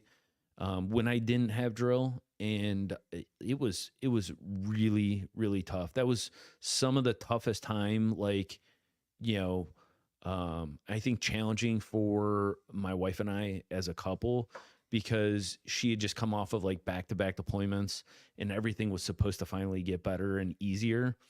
And then I went to a job where I was working a ton because I was trying to like, again, make a name for myself as a junior captain. And I was working like 10+ hours a day. I was staying up there in Cleveland.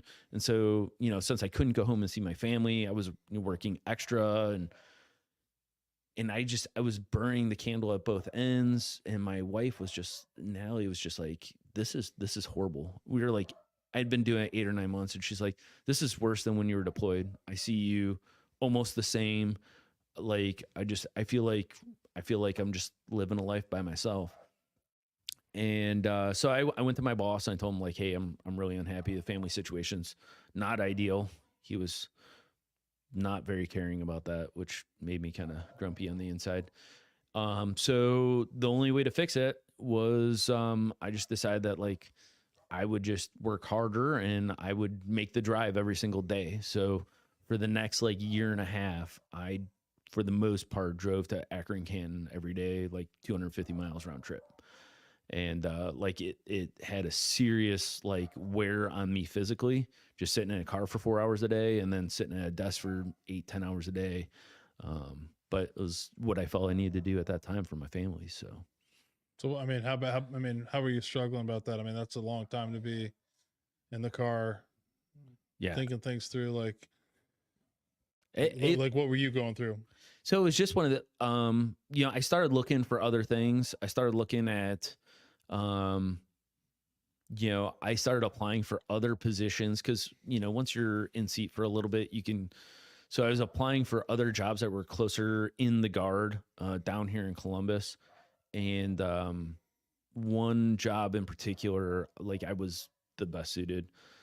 And I even went and talked to like my boss's boss and said like, hey, this is crushing me. And I was kind of told like, you made your own bed, like figure it out. And it was really, really challenging. It was almost one of those spots where I thought I was gonna have to like, potentially leave the guard. Yeah. Or leave, full time, because it was killing me. And, I couldn't go years on end putting my family behind, job. So what, I mean, you're driving still in there, 2 hours both ways. Yep. I imagine that wasn't making your wife happy as well either. I mean, you probably getting home and ready to go to bed and then like sleeping and then just heading back up to work. Yeah. I mean, I had a little kid, 10 months old, year and a half old. And so we would, I would leave before he got up and I would get home after he went to bed. And so except for on weekends when I wasn't working, I didn't even really see my kid a ton. So yeah. Good times. Not really, right? No. So what were you doing to get through that? I mean, any bad habits you picked up? So my ops NCO, him and I hung out a lot because he was close to the Akron Canton. And so we I probably did a decent amount of drinking over at his house. But it helped bring us closer as a team, captain, ops NCO. Maybe not There's nothing that brings you together better than drinking. Yeah, and forgetting about how shitty things are going on. Yeah. Yeah. Just misery loves company. But I did that for a while, and then I ended up moving to a different position. But 2.5 years in that first position was a really long time. It just by the time I said, the last 6 months, I was really struggling. And just starting to get spiteful, angry, feeling I'm killing it for the military, and the military just doesn't give a shit. So let's hold there. We'll have another pour, and then we'll talk about. We'll continue on that. How's that sound? Yeah. You ready for another one? I am. Have you had Elijah Craig 18 before? I have not. We're gonna stay in that same proof. I didn't realize you were such a low proof guy. Oh, I kind of sense. I know that now, but I feel I don't know. Is that an attack? I don't know. But yeah, so we talked about Heaven Hill. This is a Heaven Hill product. We've talked a lot about Heaven Hill, but Heaven Hill is a private American family owned and operated distillery that was founded in 1935 and is located in Bardstown, Kentucky. It's the 7th largest alcohol supplier in the United States and 2nd largest holder of any bourbon inventory in the world. It's the largest independent family-owned distillery that's operating in the U.S. and it's the only one that's family-owned that's still headquartered in Kentucky. They have a ton of products that everybody knows about. Heaven Hill has, Heaven Hill, Evan Williams, Elijah Craig, Old Fitzgerald, Larceny, Henry McKenna. Elijah Craig 18 is an interesting one. It actually came out in 1994. That's how old I realized I was when I graduated from college. And at that time, it was one of the oldest single barrel bourbons that were available on the market. From 2012 to 2014, they suspended the release of these barrels or bottles because they didn't have what they considered to be quality barrels. There's some stuff that happened that affected that. So back in 2015, they re-released it. And ever since then, it's been ongoing. Elijah Craig claims that this is one of the longest running single barrels that are available on the market, and still one of the oldest. If you look at it, 18 years. Heaven Hill does have an older Elijah Craig, but this one is 18 years old, so a little bit, almost double what you brought in, probably. 90 proof, which is about the same thing. And this mash bill is 78% corn, 12% malted barley, and 10% rye. So nice. This is an older one too. So nice. The old label. And these are interesting. This barrel's from 2018. So share that with you.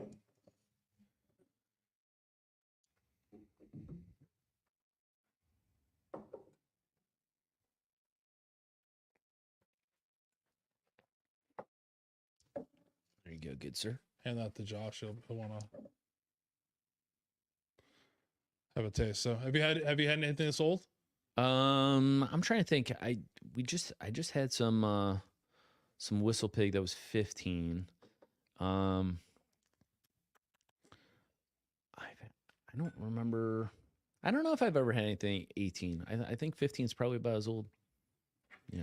Yeah, it gets woody and oaky. It gets pretty. Which I mean, if you like that, it's good. I mean, you hear a lot of things with Elijah Craig 18. The older stuff, people really like it, and it's kind of hit and miss. I mean, it's to me, I love the oakiness and the woodiness, but the proof is still just a little low for me. It's a little soft for you. A little soft, like It's too Kenny G for you. A little too OSU for me. But oh man! All right, time about that. Yeah. So you mentioned the one thing when you're talking about the job, you were struggling, you talking to your chain of command at the time about it and kind of being blown off. Yeah. As a guy who goes on to serve a few more years after that, have you ever looked back at that and been like, this guy's a real fucking dickbag, or did you understand where they came from? Or so I have a long history with the guy that I had actually talked with. He happened to also be my commander on my 2003 deployment. The guard world's a pretty small world, right? In the grand scheme of things. So I learned as an E6 was kind of the time I learned where you don't burn your bridges, because it's a small world in the guard. I learned a couple of things. I was angry, right? So I didn't get what I wanted, and so it was, in the immaturity in me, it was like, I didn't get what I wanted. You suck. I also kind of learned that, some of the reasoning behind it was like, well, I had to pay my dues too. And so one of the things that I kind of learned as a leader was like, well, just because stuff was shitty for me doesn't mean that it needs to be shitty for everybody else. Right. So that's, and I think also from, a leadership position, it helped me maybe be a little bit softer towards the needs of people's personal lives than maybe I would have been before that. So, yeah, I think it's one of those things, like, you definitely want to victim or villainize the guy, but he's just upholding what the institution is, right? The institution is institution, right? That's the Army's got to move on, regardless of, it's going to move on regardless of what your family thing, and that's just how it is. But it is interesting how you come across leaders and situations that later on in life kind of have an effect on you when you deal with other people. So you finally get out of this awesome job. Was your favorite job? I'm taking from talking to you. Yeah, favorite job. Yeah. You finally get out of jail. Yeah. And head back down here to Columbus. Yeah, to go to recruiting. So your calling. My true calling. It can't be any worse than what you just went through, right? So it was great because I was in Columbus. It was extremely apprehensive about going back to recruiting because I left on bad terms, and so I was again, guard world, small world. A lot of those people were still there, but they had just moved up, and so I had a lot of concerns about it. But the great part of the guard is you have two jobs. So not only was I going through recruiting as an officer, which was dramatically different than recruiting as an enlisted guy, I was also a company commander at that time. So I took command just before I moved to recruiting. That was actually my first question when I went to recruiting, because I was a transportation company commander of the Iron Camels, and out in Piqua. Yeah. Ooh. Have you ever been to Piqua? I think a couple of times. Josh off camera's giving the thumbs down. Like, it's like if you're not going to Piqua, you've probably not been to Piqua. I think I've been there for something for like baseball or some shit, probably. Okay, so what else is out there? What is out there? Why would I have went there? So Winans Coffee and Chocolate originated there. That's the only. I don't even know what that is. Okay, maybe I do. Yeah. That's it. That's all I got for you. I mean, I was commander there for 2.5 years. There for baseball or something. Sounds familiar. Or maybe like trading bourbon with somebody out there in Piqua. Okay. Maybe, I don't know. So I had just gotten command. I was super pumped. Like if you're an officer and you don't want to command, then what the hell are you doing? And so I was super pumped. Until you're done with command, and then You're like, oh my God.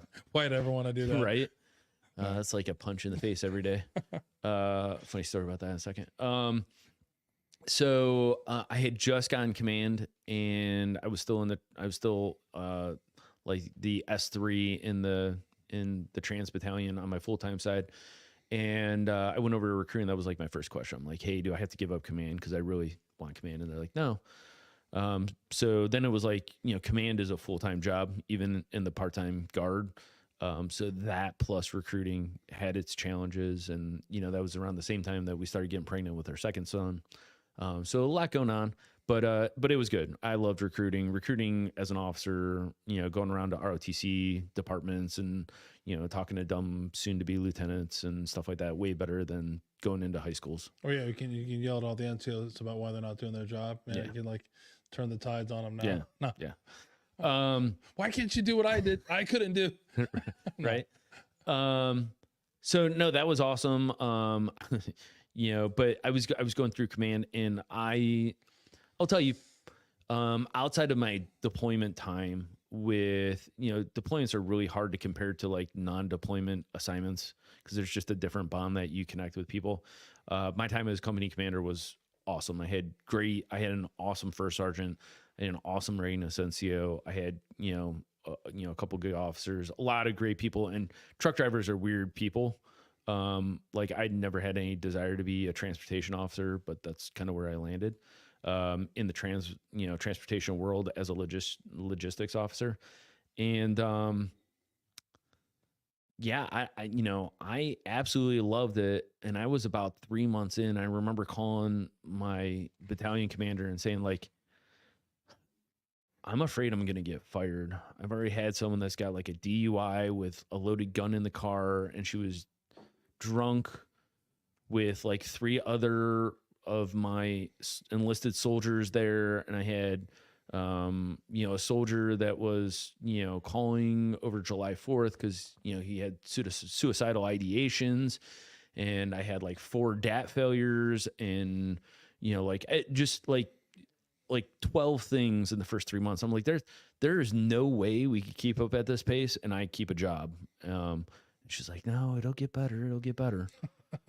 So it got a little bit better, but just a tad bit better now. But it was one of those, like a lot of things. It was a kind of a project unit to some degree. It had some great heritage, but had kind of like fallen off. And so it kind of had to get worse before it got better. So like there was a lot of like not adhering to standards. And so I kind of had to be the dick for a while. But that's always fun though. Yeah. To do that job. To be the voice of reason. Yes. The bad guy. But everybody feels like you're very unreasonable. Yeah, but it's like, again, like if you think about it's, as I've gotten older and I've been out of the Army for a while, it's always funny, like all these criticisms you have of like chain of command or how people did things, and you kind of like, it goes back to what the institution is. There's the reason people were that way. And I mean, there's the reason why it has to be that way for it to continue to move. So, yeah. So you how long is company commanding? So it's longer than active duty. I was company commander for 2.5 years. Okay. So did several ATs with them. Like I said, awesome assignment. Still talk to a lot of those folks today. So great assignment. Did that, and I did. I was right around the same time I got done with command was the same time I was coming out of recruiting command, and so like my life kind of switched back to where it had like one job again, and that's when I went over to the air defense world. Became an ADA officer. Yeah, so you were an intel officer, a transportation officer, logistics, yeah. Okay, and then an ADA officer, yeah. So I always make so the what joke. do you consider yourself? Like, what's your like real jack of all trades, master of none? Yeah, but if you were to say like I was what kind of like I would say it was like, you go to the Hall of Fame, you got to choose a fucking which team. You got to choose a hat you're wearing. Yeah. Like, what do you what team are you choosing? I would say I was a logistician. Okay, and I would say that because that was the job I was there the longest. That's kind of what I ended as. I would say that. Yeah. So you don't ever tell anybody you're an ADA guy. They'll be like, what does ADA stand for? And then if you tell them intel, then they're gonna look at you a little weird. So yeah, logistics. Yeah. Sounds good. I like it. So you move into the ADA world. Yep. So they were deploying people, and they I had operations background. They were in need for a brigade ops officer, so it was really interesting. I went into the brigade S3 as the primary, as a senior captain, and usually like operations is the senior staff guy minus like the XO. But there wasn't an XO immediately, and both the S1, both the personnel officer and the logistics officer were people that used to be above me, and they were both like senior O4s. So it's like this really weird dynamic where I'm supposed to be leading operations and telling people what to do, and they both outranked me and were very like the one guy that was in charge of S1 stuff. He was my boss in recruiting command. So it was just weird dynamics. Again, small guard world. Yeah. Sometimes round pegs go into square holes. Yeah, this is interesting you bring that up because it's one of those things like it's a dynamic like you'd never see on active duty. Never. Yeah. So I can't imagine it makes it a little bit more challenging to be in charge of someone who was in charge of you or outranks you, or all those interesting dynamics that can cause people to tell you to go fuck themselves or just be like, yeah. So you do the ops job, head into battalion, or you get to be a executive officer next. Yep. So basically my final assignment, I went out to an engineer battalion. I had no engineer background, and I was the administrative officer on the full-time side, which is basically it's almost like a mix between like a commander and an XO, because the commander's not around on a full-time basis. And I was an XO on the weekends, and it was a great job, great command team there. Really liked the commander, really liked the command sergeant major. It's very rare that the XO, the commander, and the sergeant major all get along on a team. That's not, very, I never saw it a lot. And no, so it went really well. I did that for a while. We ended up doing a JRTC rotation with them, which sent me back to Polk, and Polk sucks. So I've had some people on that said Polk is great if you're a hunter.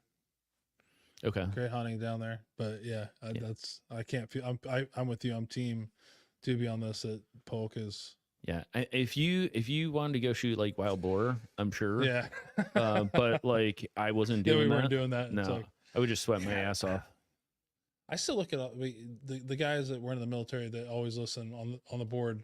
They always say all we do is talk about how bad every military base is, and they pretty much are, really, right? Yes. Army bases, like it's really, we're not joking around. When I never went to a good one. And I would say this, my belief, I would always say like, that area that no one else wanted, the government kind of took that and made it into an Army training base. Yeah, but it's just you just look at everything that's going on. Like I feel like the worst for me, if I had to rank it, I wasn't stationed at Polk, but I went there enough. I wasn't stationed at NTC, then at Fort Irwin, but I think I'm gonna go off and say Irwin. Irwin is better than JRTC. I can't believe I'm saying that. But Irwin sucks. I mean, I've never spent real time there, so yeah, it's not a great place. You ever been to Sill or Leonardwood? I've been to both. Yeah, okay, they're both pretty bad too. Sill's not that. Sill's bad, I guess. Yeah. We just keep going. We're all like, they're all bad. They're bad. They're bad. That's bad. Yeah. Bad. No. Where did I put Sill? Sill's way better than JRTC and the Polk and Irwin. That's where my second half of my first MOS was out at Sill, and they're great casinos. I wasn't old enough to go to the casino. I was 18. You can get out there and get your casino on. And I remember there was a dude that graduated from AIT, and he got stationed at Fort Riley, and he came back one weekend. He's like, I'm coming back here because this is way better than Riley. And I was like, Riley's got to be the worst place in the world then. Everybody continue. They're all the worst place. Depends on where. I do love when you sit around and talk. Now, don't say anything about Fort Bragg or Fort Liberty. That's right. The greatest place ever made. Sure. So is everybody that's there.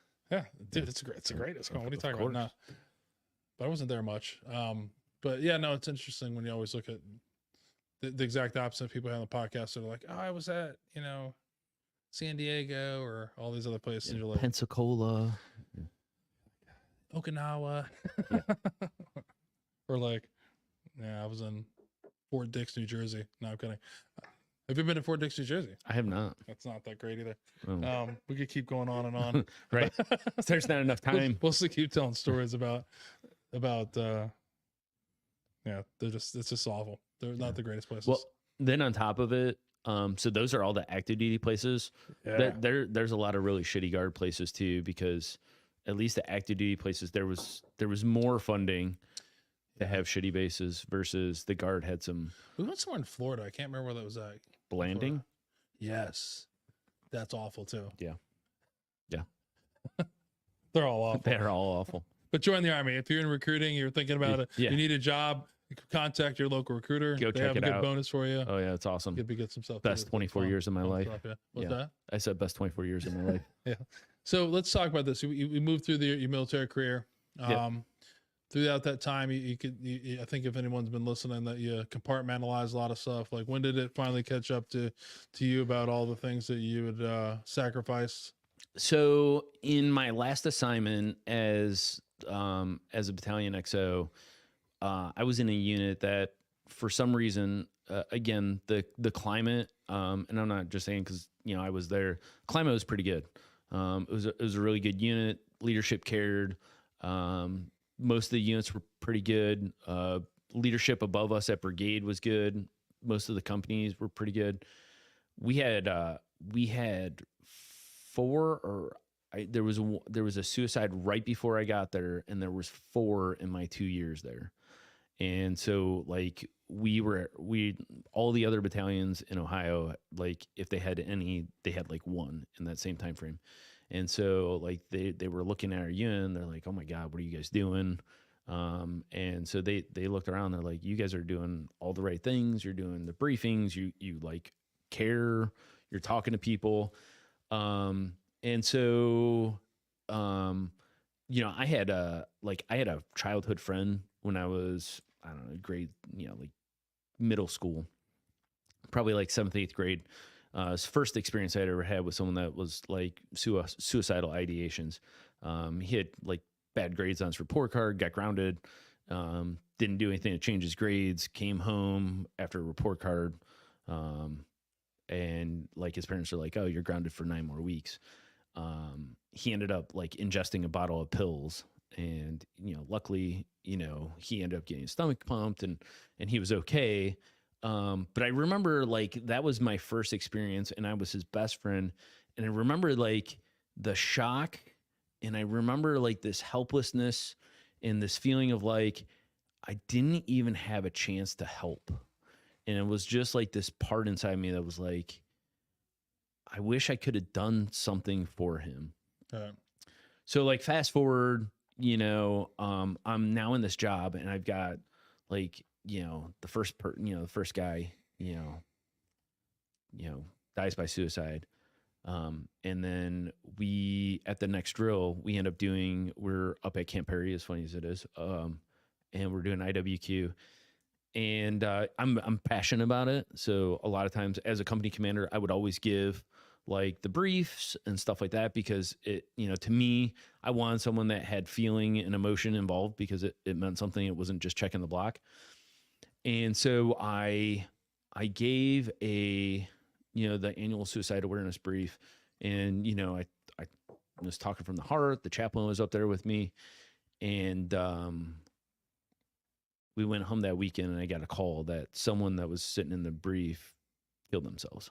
Went home, got into a fight with his girlfriend, pulled a trigger, blew his brains out.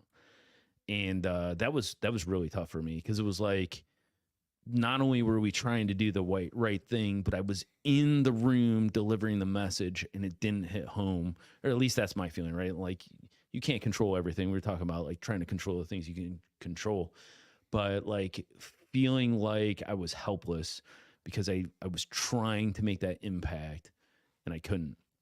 And so like we had 2 more guys in the next year that would end up dying by suicide. And it was really hard, to the point of like the whole command team was like, do we just need to like all come out of command because like we're trying to be the solution and we feel like we're not the answer, and anything we could do to help. And so that was really challenging.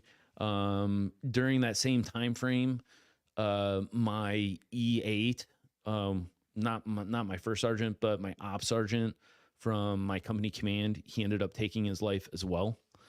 He is a guard guy. He died while he was, right around the time he retired. It was like literally, I think, a month or two after he retired. He died by suicide, and left some kids. And then, on top of that, one of the guys that was full-time for me, he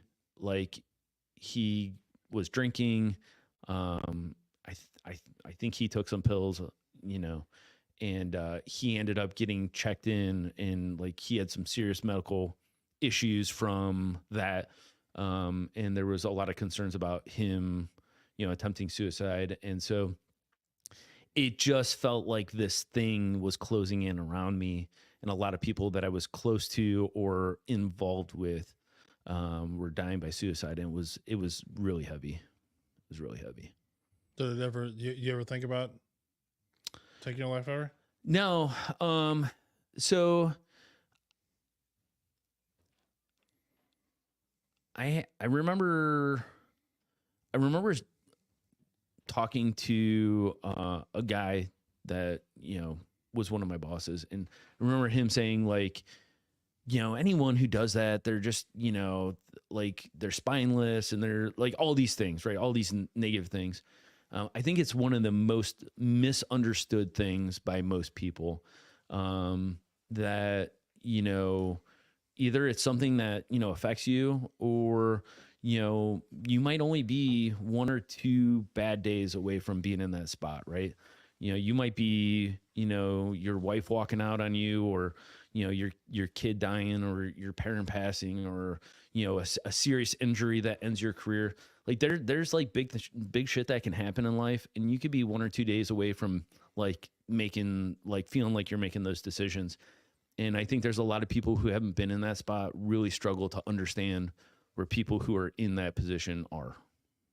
Yeah, that makes sense. Yeah, there's a lot of I think, like if I look back in, a few years before this, the epidemic started, and before, before it affected me, right? I would be like, yeah, a lot of it was like, these people are weak. They just, they can't hack it. But in reality, that's not really, that's not the case. It's just, we, on the podcast, and, we talk about Poison Patriots, is, I definitely still think it's an awful decision, and we all make awful decisions. And I think that's one of the, I think that is the most awful decision you can make.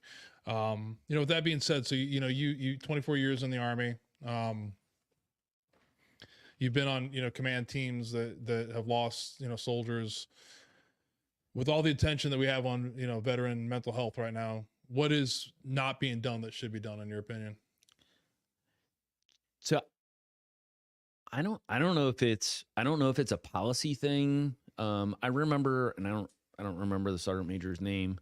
I don't know if it's Daly. One of them had mental health challenges, and made it very well known when he became command sergeant major of the Army that like, hey, this stigma doesn't have to end your career, that like I've had issues, that I've sought help, and I'm command sergeant major of the Army. Like, you don't need to deal with your shit on your own, or you don't need to hide it and not seek help and then make that decision. I think the challenge is maybe either it happens a lot faster than you would think, and you just find yourself in a bad spot without a plan and a support network to fix it. I think there's also the type of people who generally are in the Army, a lot of type A's, a lot of people where like they don't want to show weakness. They don't, and it's more of an internal thing, I think, sometimes, than even an external, that like, I think that I can overcome this shit. Like, I think I'm strong enough. And so it's not even that I don't want to tell Shay that I'm all fucked up inside. It's the fact that like I don't want to tell myself I'm all fucked up inside, and like I'll kind of be in denial for as long as I can, and then it's almost like driving off the cliff, and it's not till you're off the cliff that you know you start dealing with it. Yeah, 100%. I think the key is talk about it. But yeah, Josh put up, but you know, if you or someone you know is in crisis or considered suicide, please contact the Veterans Crisis Hotline at 988-18 or 1-800-273-8255, or you can press 1, or you can text 838-255, or chat online at veteranscrisishotline.net/chat. Yeah, but I think the key to all this is, like you said before, is you can't deny yourself. Like you said, it's a great comment. You can't, you know, you can only lie to yourself for so long before you make some bad decisions. And that's not even just with suicide. That's with anything in general. But, yeah, but definitely I think the military, not even the military, but just when you're out about it, like, you know, when you're out, like guys like us to be able to talk, and gals to be able to talk about that, we've shared those same things. And it's the same thing in the civilian world. Like, dude, everybody fucking hurts. Everybody suffers. Everybody has bad days. Everybody has really bad days. It's just, you know, talking about it. And I think, you know, for me, it's what's got me through it in a long time is to realize that I'm not special, right? You know, my suffering isn't special, and that I'm not the only person that feels that way. And there's other people that feel that way. There's a comfort in that, to be able to know that people feel the same way I felt. You know what I mean? When I was beating myself up about being weak, or why am I feeling that way, that you know, people that you wouldn't think feel the same way, they do feel that way. And that's a big thing, you know, getting talk about it. That's a huge thing. And like you said, you know, you just leaving the military a couple of years ago, right? You know, the institution has to change in that fact. You know, if someone has a breakdown, it doesn't mean that should end their career. You know what I mean? There's a lot of people that really need to put their money where their mouth is with that. You know, people go through some fucked up stuff, and that doesn't mean they can't, you know, come back and be better than they were before. So when I was in my last like 6 to 8 months, I got kind of thrown into a special projects job where I was, you know, doing a lot of like random stuff, investigating officer, all sorts of like horrible staff officer type stuff, right? And it was the first time since probably I had commission, because I went, you know, back-to-back deployments, OCS, all this time of training, you know, a lot of really high op tempo jobs, you know, battalion S3, company command, brigade S3, battalion XO. Like, there was never really kind of a take a knee. The broadening / take a knee assignment I had was like at the same time I had command. So it helped me get through command, but it wasn't like a breather. When I got to the end of my career, it was like the first time I could exhale. And I think a lot of people, they do this once they get out because they're not able to like relax before then. And that's when I started feeling a lot of my shit. There was definitely some stress going on with like changing. You know, I've been in the National Guard. I've been in the military full time for, you know, 24 years. I was making major life changes, but I was dealing with a lot of shit, you know, being a CAO, a casualty assistance officer, being a casualty notification officer, being an investigating officer for someone that, you know, took an RPG to the face and, you know, the inside of the, you know, vehicle, and doing, you know, suicide investigations, and, you know, just all these different things that are just a little bit more on top of all the personal stuff we talked about. And I went to, you know, seek some counseling because I felt myself getting angry. I would get angry at stuff, and like, no, like I would notice it, but my wife would also notice, like, you know, like, you're all right. Like, you know, that was probably a little over the top there in the response to, you know, some random thing your kid's doing, or, and you know, I don't know what you're talking about. right. Yeah. I'll drink to that. And the same thing with, you know, like I was having trouble sleeping. I was having trouble falling asleep. I was having trouble staying asleep. Parts of me that, like, I couldn't tell you why. I would have problems with my body in areas that I couldn't tell you why I was having issues in my back and my neck and my shoulders, and just all sorts of stuff. And, like I went to seek help, and I can't tell you, it was helpful for me. And I can't tell you it was any one thing that happened, or I didn't have like this epiphany and shit just got better all of a sudden. But I think it was, over the course of a few months, going in on a semi-regular basis, taking the time to unpack my shit and taking the time to go into the dungeon and let out the skeletons and deal with some of the stuff, and talk about even if it just seemed like it was like a release towards the end that helped me get back closer to who I was. Because I was at a point where I was just really struggling with being angry at a lot of shit. Yeah. Well, I commend you for going and doing that, because a lot of people won't. And we talked about this on the podcast with other people. If honestly, Josh still has the ticker going. There's professionals you can talk to. You just got to find that outlet that, like you said before, to be able to get to talk about what's really going on, and again, to understand that that's what, again, not to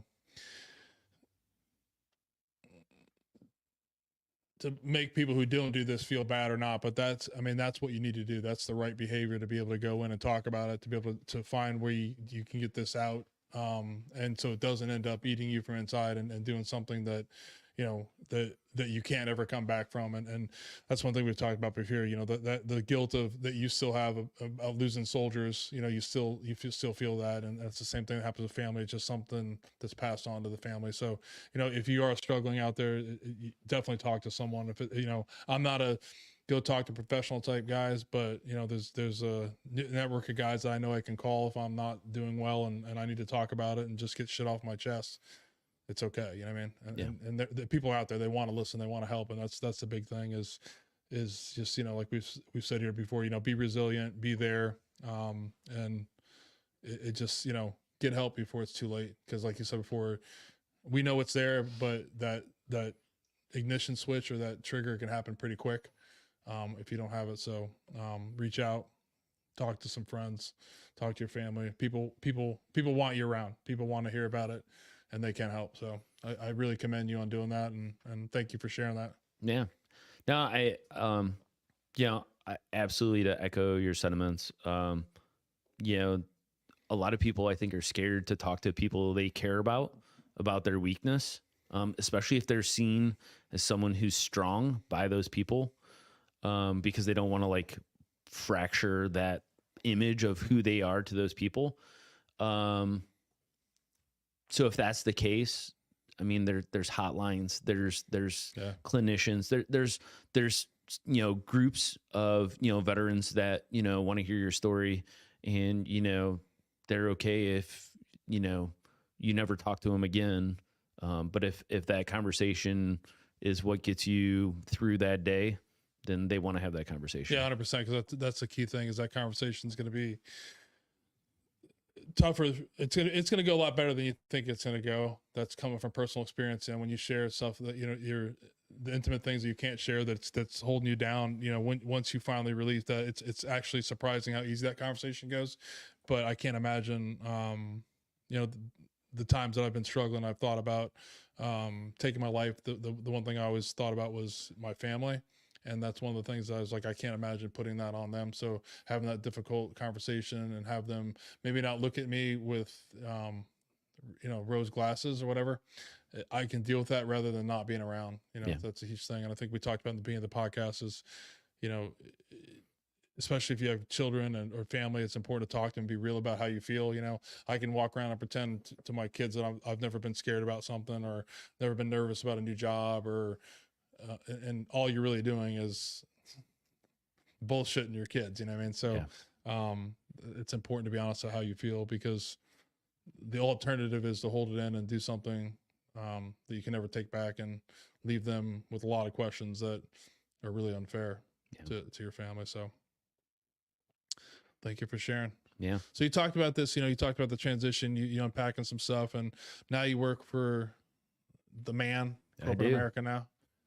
Yeah. Been a couple years now. So, what was that transition like, going from 24 years in the military, to working in the civilian world. You talked a little bit off camera, that transition. What was the hardest thing for you, transition from the military to JP Morgan Chase?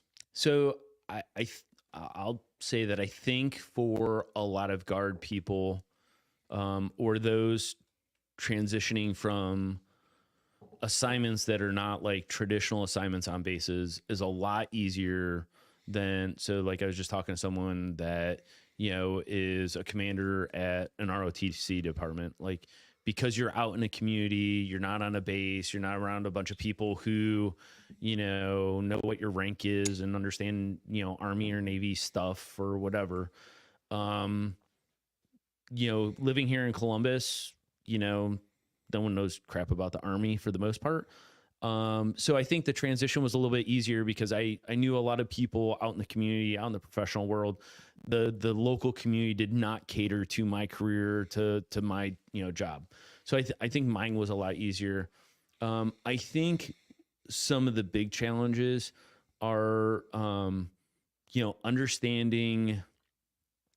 I think a lot of people, and a little bit for me, is understanding what you want to do with your life after, you know, you get done with a career that was your, like, you look at it as like, this is what my career was going to be. So like, I don't know, how do you match that? How do you go on from that? You know, like, what's, you know, we talked about like, what's my purpose in life, right? And you're, you know, a lot of times that's a huge struggle because a lot of people in the military identify part of who they are with their service and the job they did. So when you no longer do that, you know, the question becomes like, well, do you not have a purpose? You know, which leads you down all sorts of dark paths, right? So I think it was really challenging to find out like what I wanted to do with life and who I wanted to be and what I wanted to do and what that passion and purpose in life was. And after like doing a lot of soul searching, I took a whole summer off, spent a lot of time with my kids. I was, you know, a coach for my kids, you know, travel baseball team, and we went fishing, and I did yard work and like did dad stuff. We didn't put them in daycare. It was like daddy daycare all summer long. And, I kind of came to the realization, as I was telling you before, that like, my purpose was no longer going to be solely filled by like what I did at work. That work was just going to be this thing that helped me, you know, do my passion, which is, you know, is my family, is, you know, spending time. I mean, like my weekends are filled with like 5 soccer games and a rugby game. And, you know, today I went on a field trip to High Banks, as a chaperone for my kids. So I took 4 hours off of work so I could go do that because I could. You know, so trying to do that stuff, you know, being present in my family's life because we gave up so much. So now instead of my passion being found at work, I still like work a lot. JP Morgan Chase has been awesome for me, but I look at it a lot different than I looked at my military career. And now it's more of like, it's a means to an end. It's, you know, it enables me to have the salary and the work-life harmony, to have a happy family. And if you need to have a job with all the travel baseball coming up, it gets expensive. Yeah. Oh, yeah. It's just to warn you. Yeah. You love JP Morgan Chase. No. Yeah. Yes. Yes. Please don't stop the paycheck.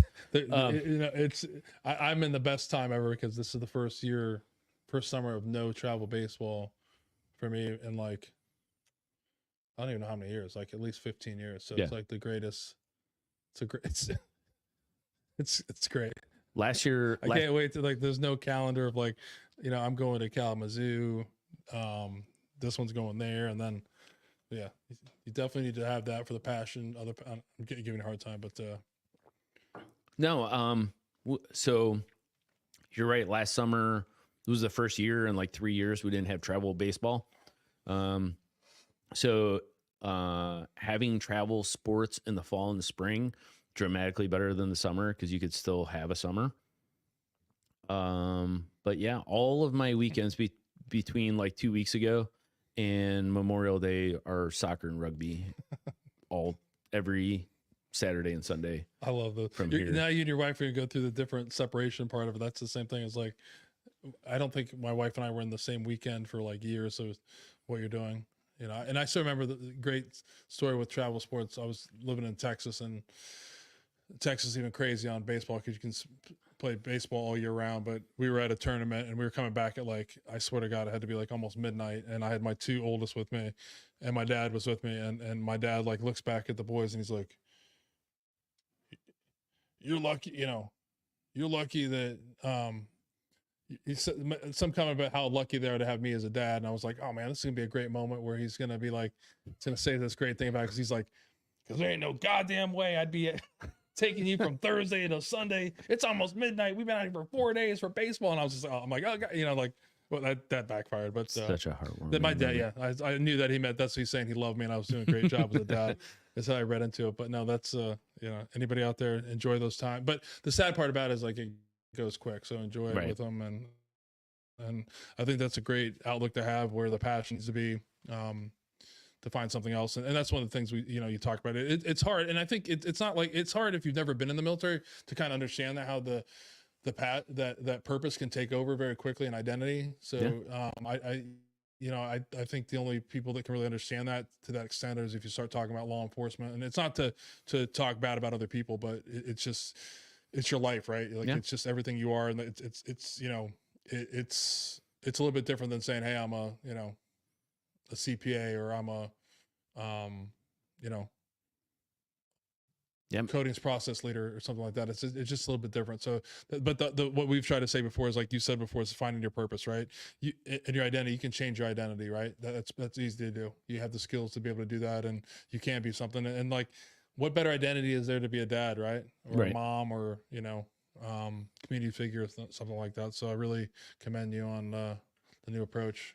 Yeah, and it's been really good because I feel like, I have my weekends back, and I feel like it's an opportunity that's been given back to me to make up for some of that lost time. And I think if you put that all in a positive, it's really easy to look back and remember all the good times, the deployments and the camaraderie and, all the exciting shit of, gunning on top of a MAV with a 240 and a Mark 19 and walking around villages and, being in command and, being in charge of, a lot of different stuff. And it's so different when your life is part of your job and then you step back where you kind of just have a job and you could, really miss that.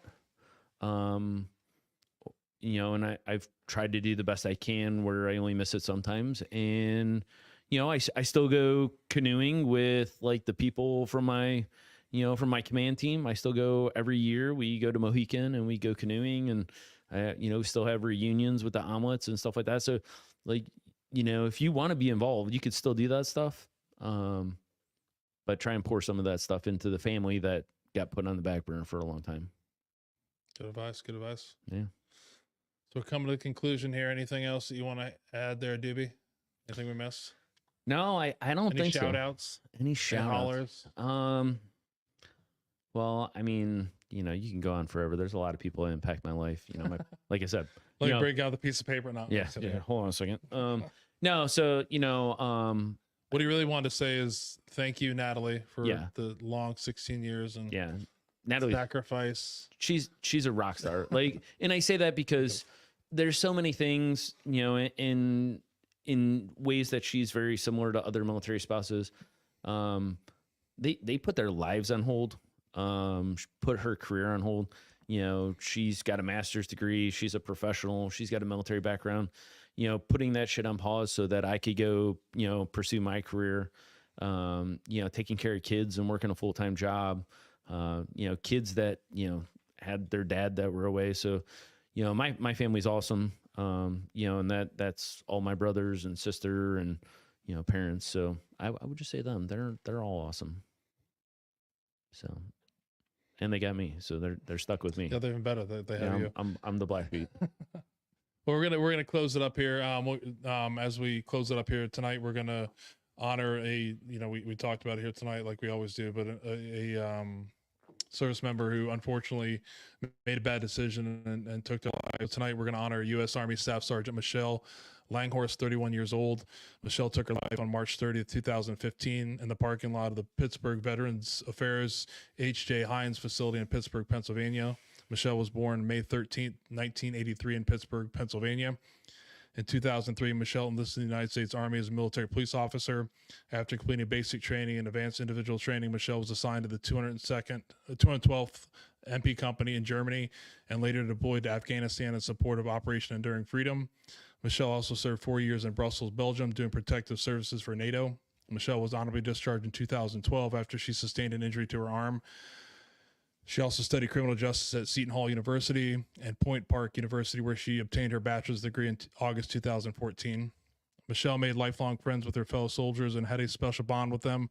Michelle was a giving and kind person, always doing for others, and had such a beautiful heart. She lived for her family and was very excited to be a godmother to her precious Harper Monroe Michelle, whom she never got to meet. Michelle is survived by her parents, Connie and Michael, sisters Nicole, Uncle Sam and Tom, aunts Juju and Cheryl, godmother Carol, and numerous other relatives and friends. And as we already said tonight, if you or someone you know is in crisis and considering suicide, please contact the Veterans Crisis Hotline at 988 or at 1-800-273-8255 and press 1, or you can text 838-255 or chat online at veteranscrisisline.net/chat. So thank you.